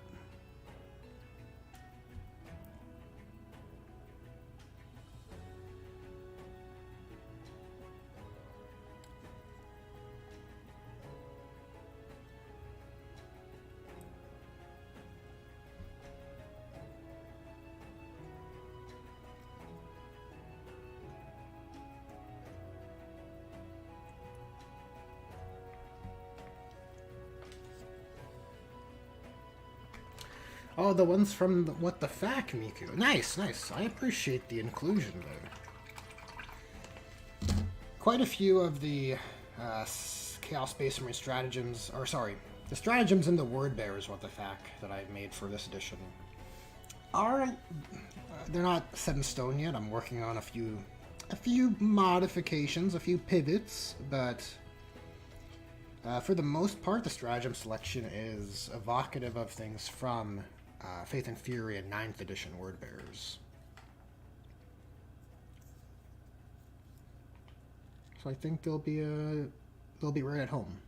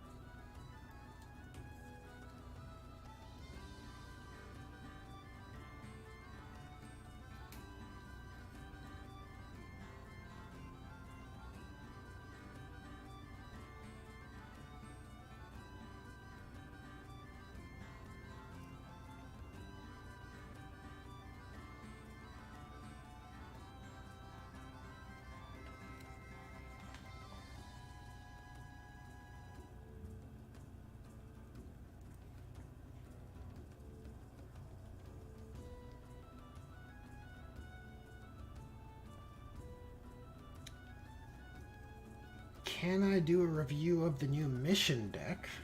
Everyone does it in such a boring manner, I can't pay attention. Well, I'm flattered you'd think I would be able to do it in a way that would be more, more enjoyable. I could, you know, if the demand is there. I'm just so late to the party, right? Because the bigger and less critical channels have early access to these things. So I honestly don't know how good it'll be from a channel engagement point of view.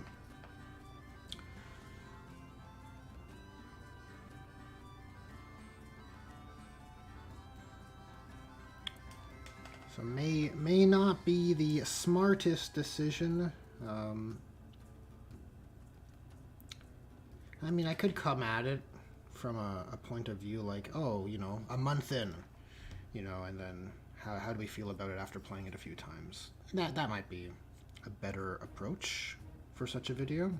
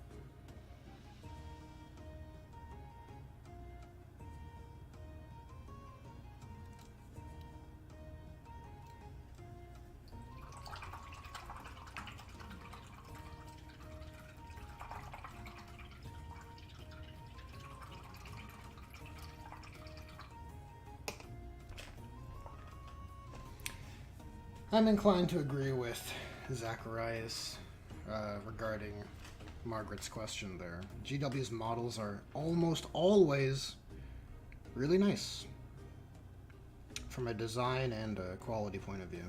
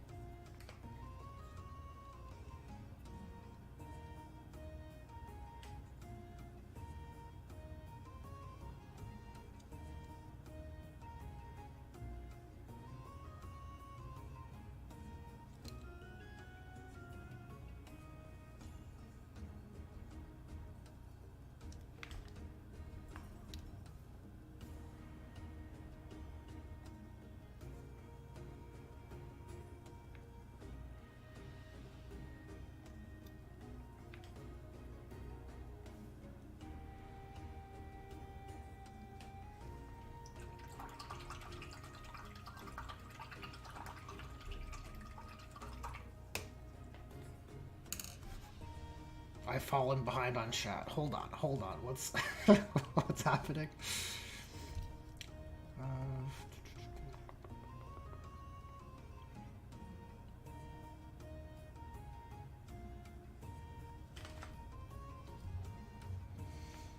What the 40K is adventuring now?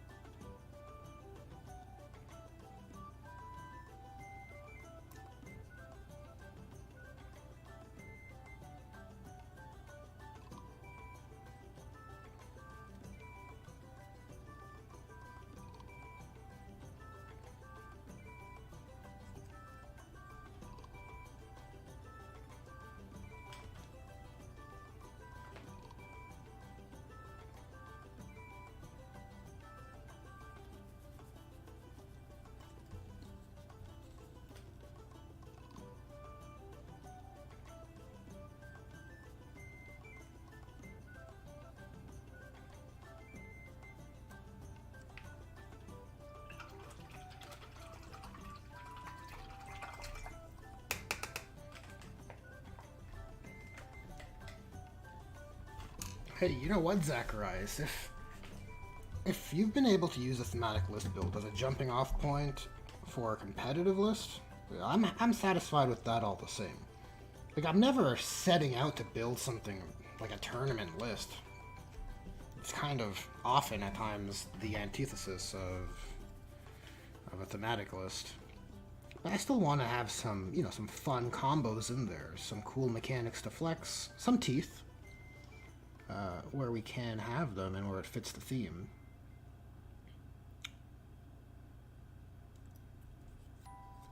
I got similar comments around the Imperial Fist list. At the time, anyways. I think since then, the Whirlwind's kind of been points bumped. But always happy to hear when people can find some value in the content, even if it is just fun.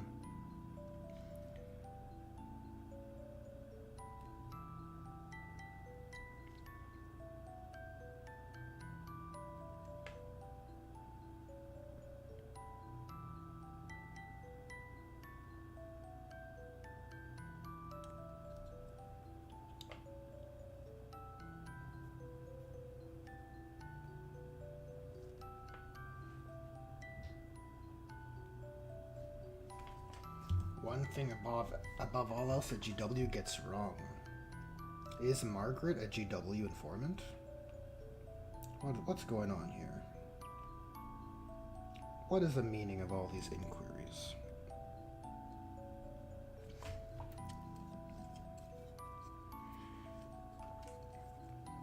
For me, it would be... rules writing and product managing decisions which punish the hobby efforts that people have made with their investments in the hobby. I think that is my hill, so to speak.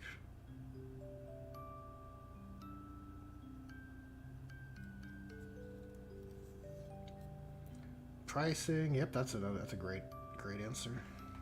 Valid, very valid. I saw Outer Circles post. I saw it today. I don't know if it's from today, where GW announced their successful quarterly earnings report, or not quarterly. They reported on some earnings that were just vastly in excess of what they had achieved previously, and we can contrast this with their statements to us that they need to increase prices consistently because times are tough for them.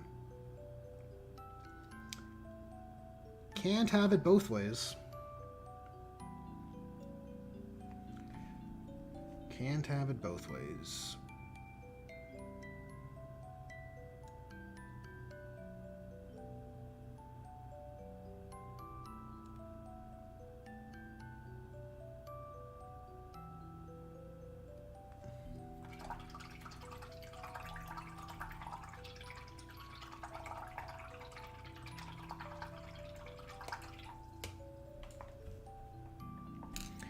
Miku's got a good point as well. The hamster wheel of the edition cycle is kind of apparent. And saps enthusiasm, if I'm honest.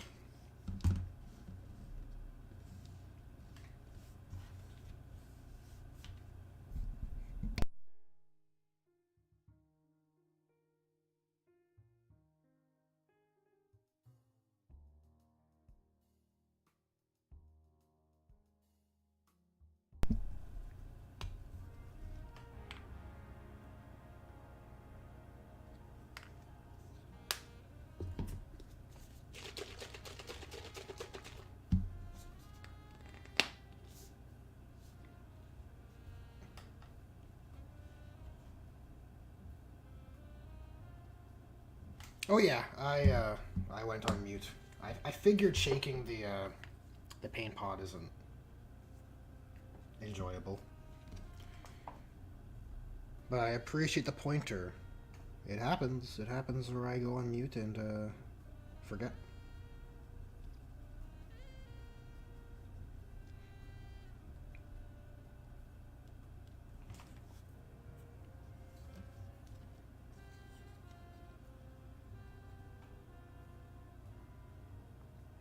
So what's left on these guys after the metal trim? I guess demonic horns and teeth, and then glowing green stuff, right? That's pretty good. That's not too bad. It's like this is the hardest part.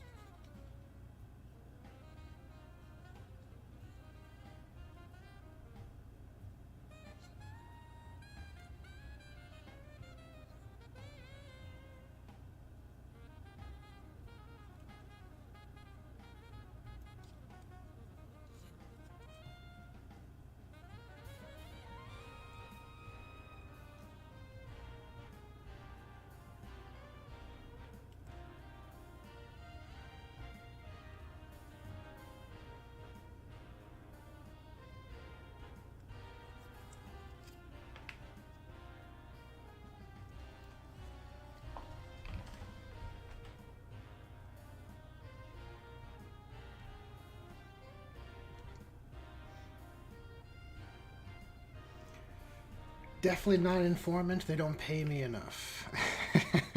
Nice. I kid, of course. I actually think it's awesome to, I don't know, your questions are kind of driving chat activity, so I appreciate them. Good to have an active chat.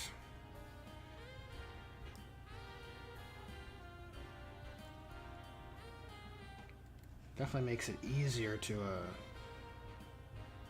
keep chatting.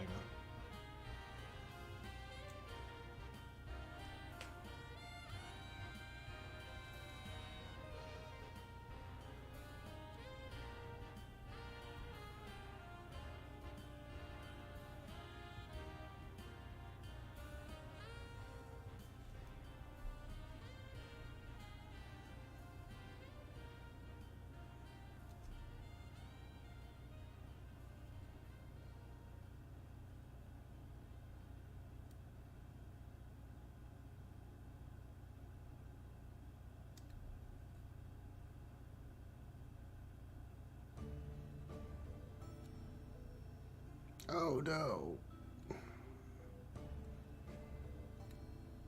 Missed the trim there.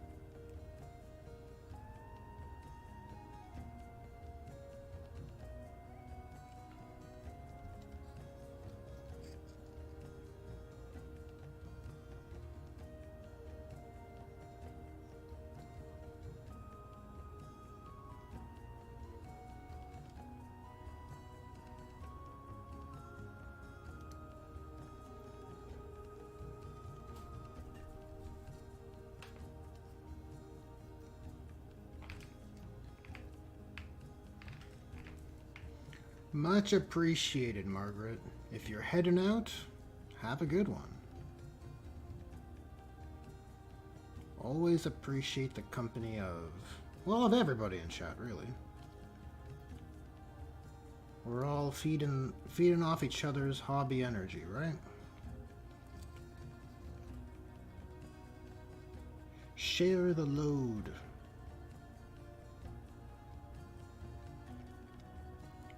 It certainly makes this trim hell I'm in much more enjoyable.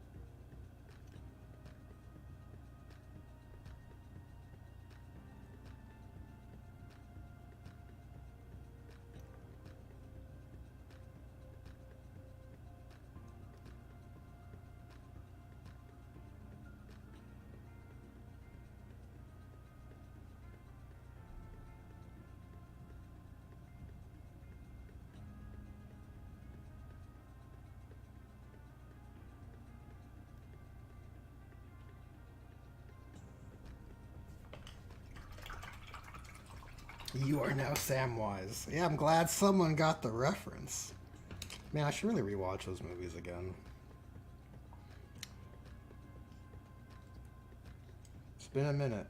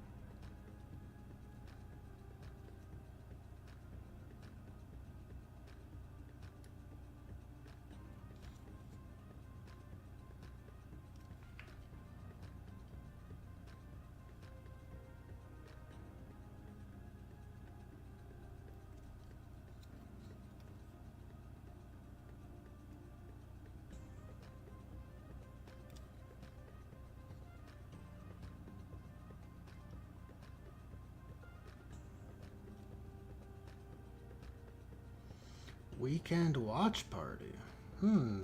That's an interesting idea. That's a thing, right? That's a thing the streamers do.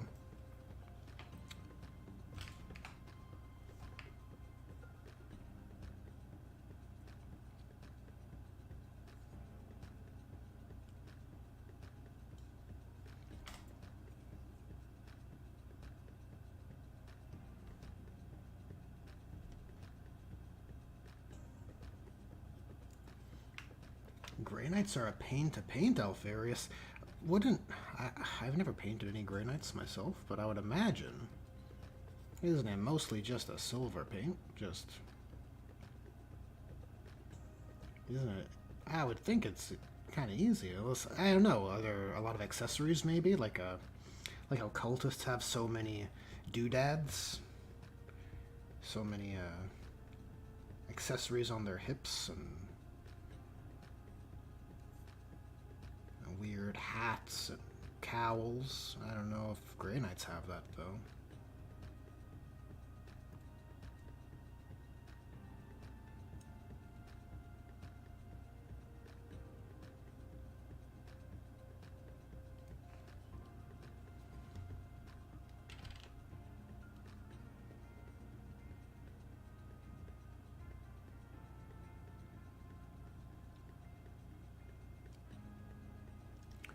Pretty sure I'll be playing against my buddy Melon's Grey Knights on Sunday. Which will actually be a first Grey Knight battle for 10th edition for me.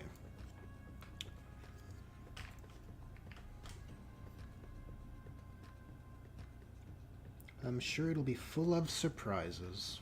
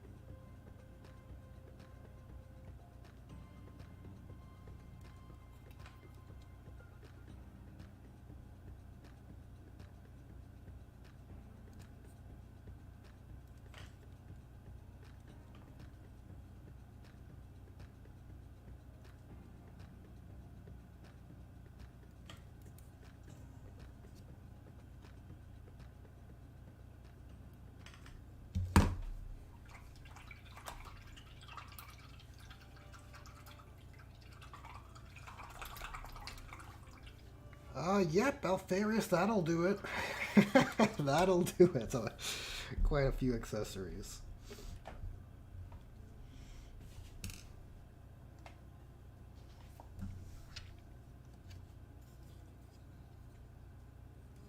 Quite a few. Alright, so where are we at here? Shoulder. His shoulder.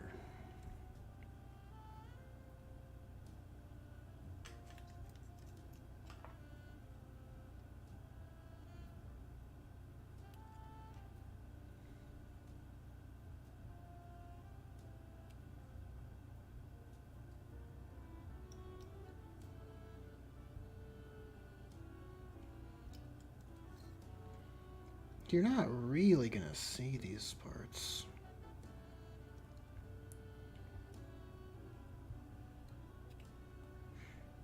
That's adequate enough, I think.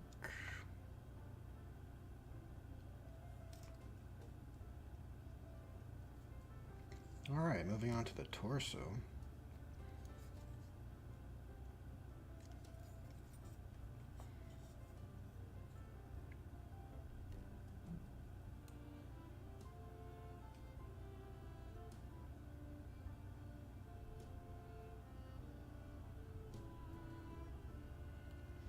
You're painting the characters, which have even more stuff. Crying, crying face. Yeah, I get it. Are you painting like all these Grey Knights now for this list?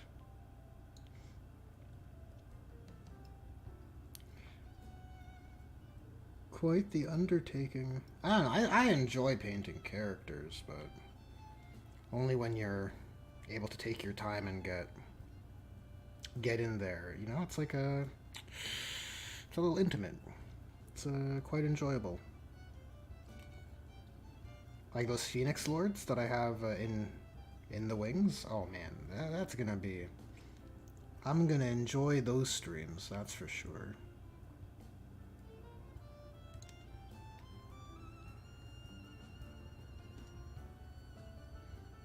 You just get no worrying about the whole squad or, you know, the batch painting you have to do, what's coming up next. You can just kind of get dialed in and focus on making that character look awesome.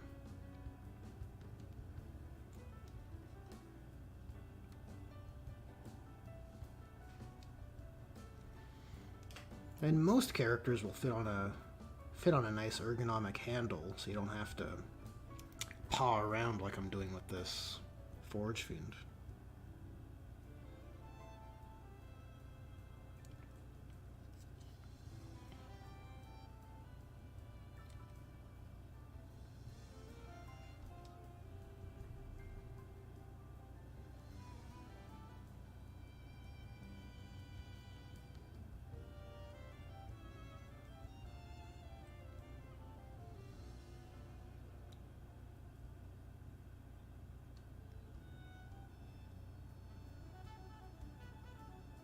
A lot of jazz in this playlist. I didn't know how there's so many jazzy tunes in the new Monster Hunter games. Well, at least the the relaxing out of battle tracks.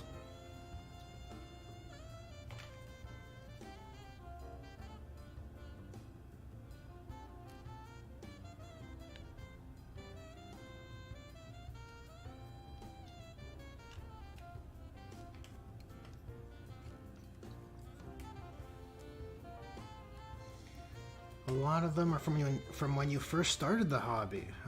Well, I understand. I understand that vibe, certainly. You know, one of my hobby regrets is getting rid of those models I first painted. Because it would be nice to have as like a, I don't know, just sort of like a marker, right? A marker of where you've, where your humble beginnings. Right? So it's a bit lame, or not lame, but my point is I regret selling them.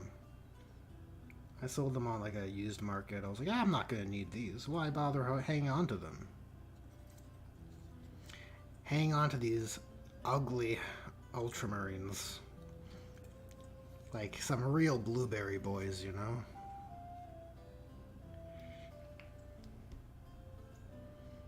Complete with their red guns and goblin green bases.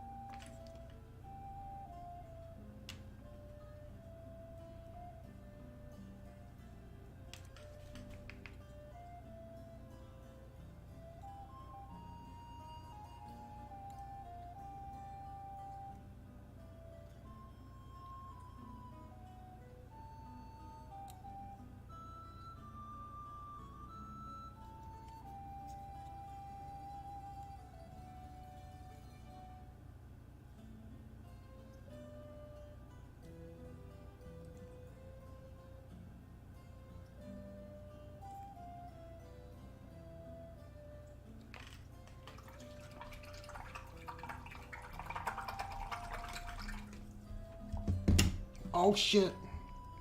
Oh my god. Oh man, what a fucking F's in chat. This is terrible. Oh my god. I can't believe I've done this. Oh man. Let's just get it out of here. Definitely gonna have to touch this up. God damn.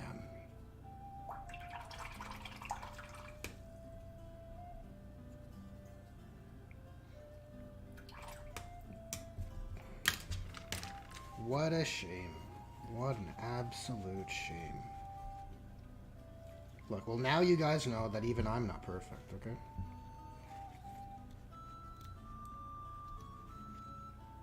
Jeez. Could have been worse, I suppose.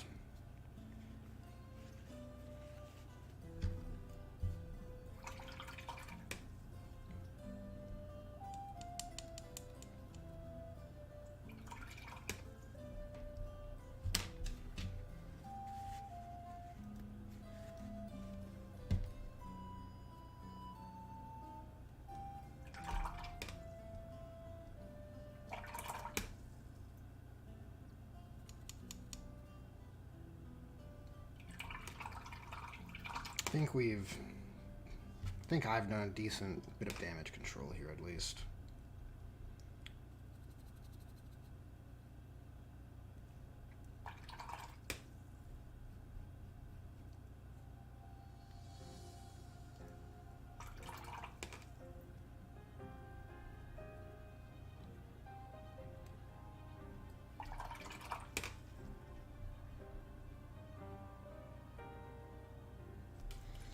Yep, we'll have to come back in here with some of our red armor color.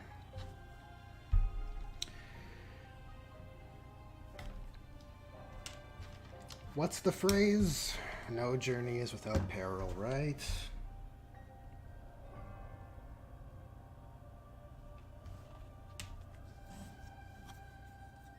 My finger's all right? Yeah. Jeez.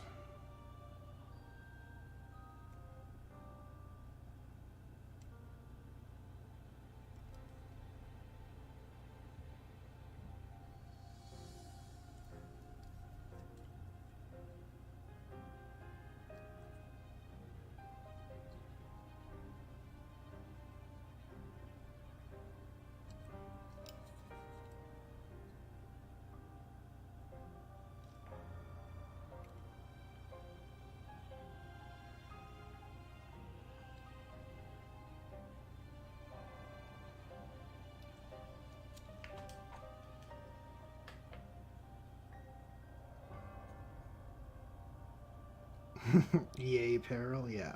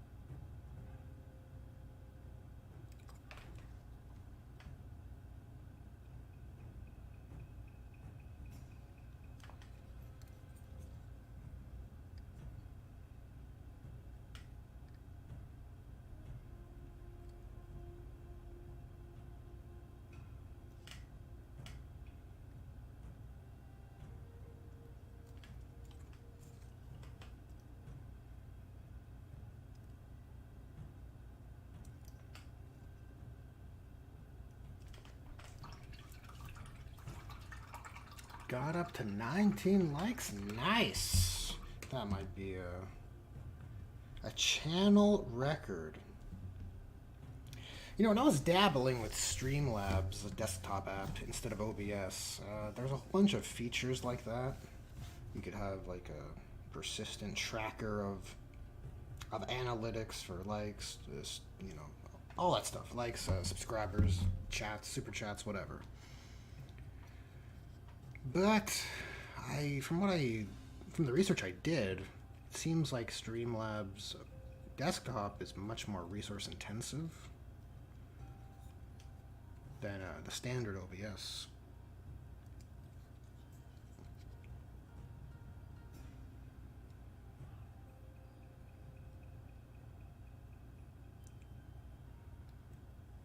So I decided against using it.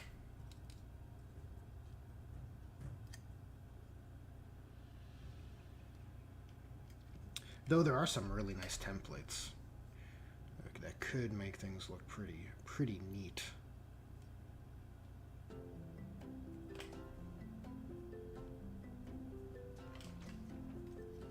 Yeah, well, we're kind of close, but I'm not gonna finish all this trimming of this guy on stream, that's for sure. God, and that disaster. That's gonna take a bit of effort to clean up. Oh, maybe not a bit of effort. That might be overly dramatic. It's just a whore, you know? Like, I have to deal with this.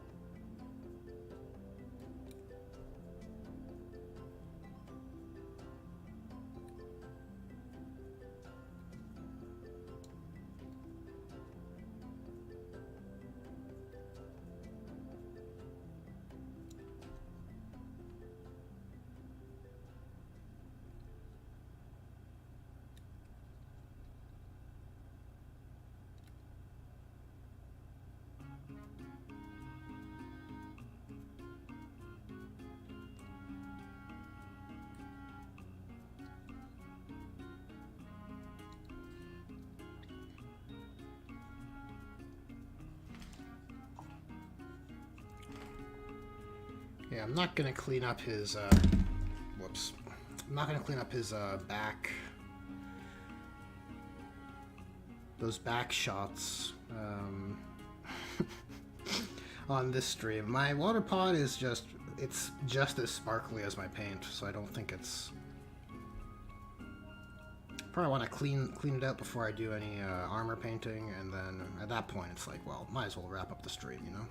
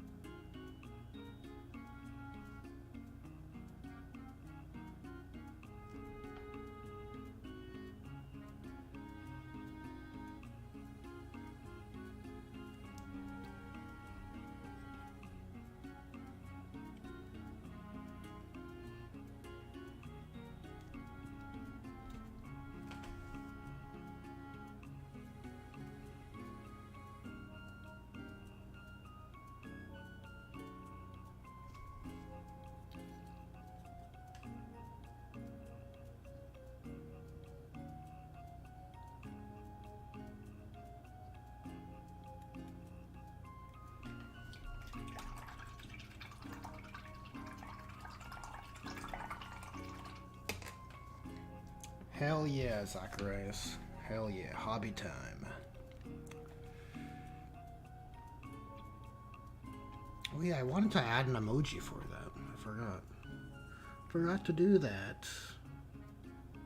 I was curious about the readability of a hobby time emoji. They're so small. And that resolution would even be readable in chat.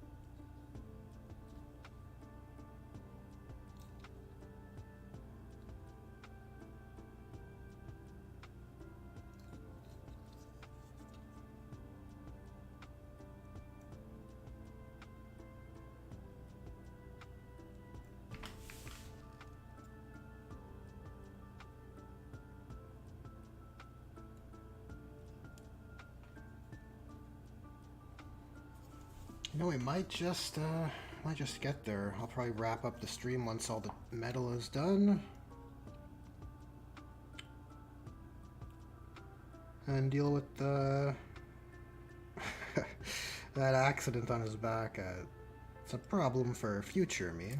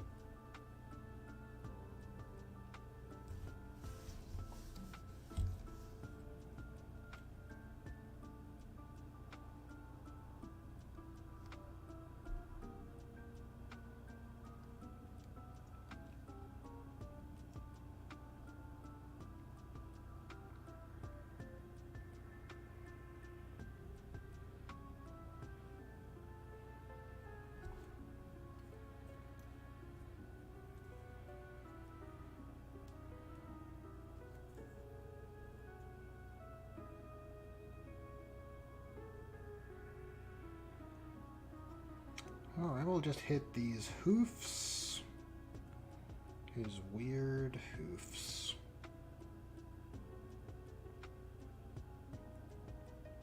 I'm not a fan of the Tyranid hoofs either, if I'm being honest.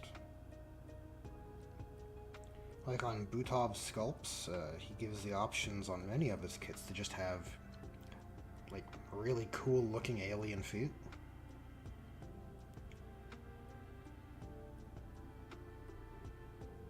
I much prefer those.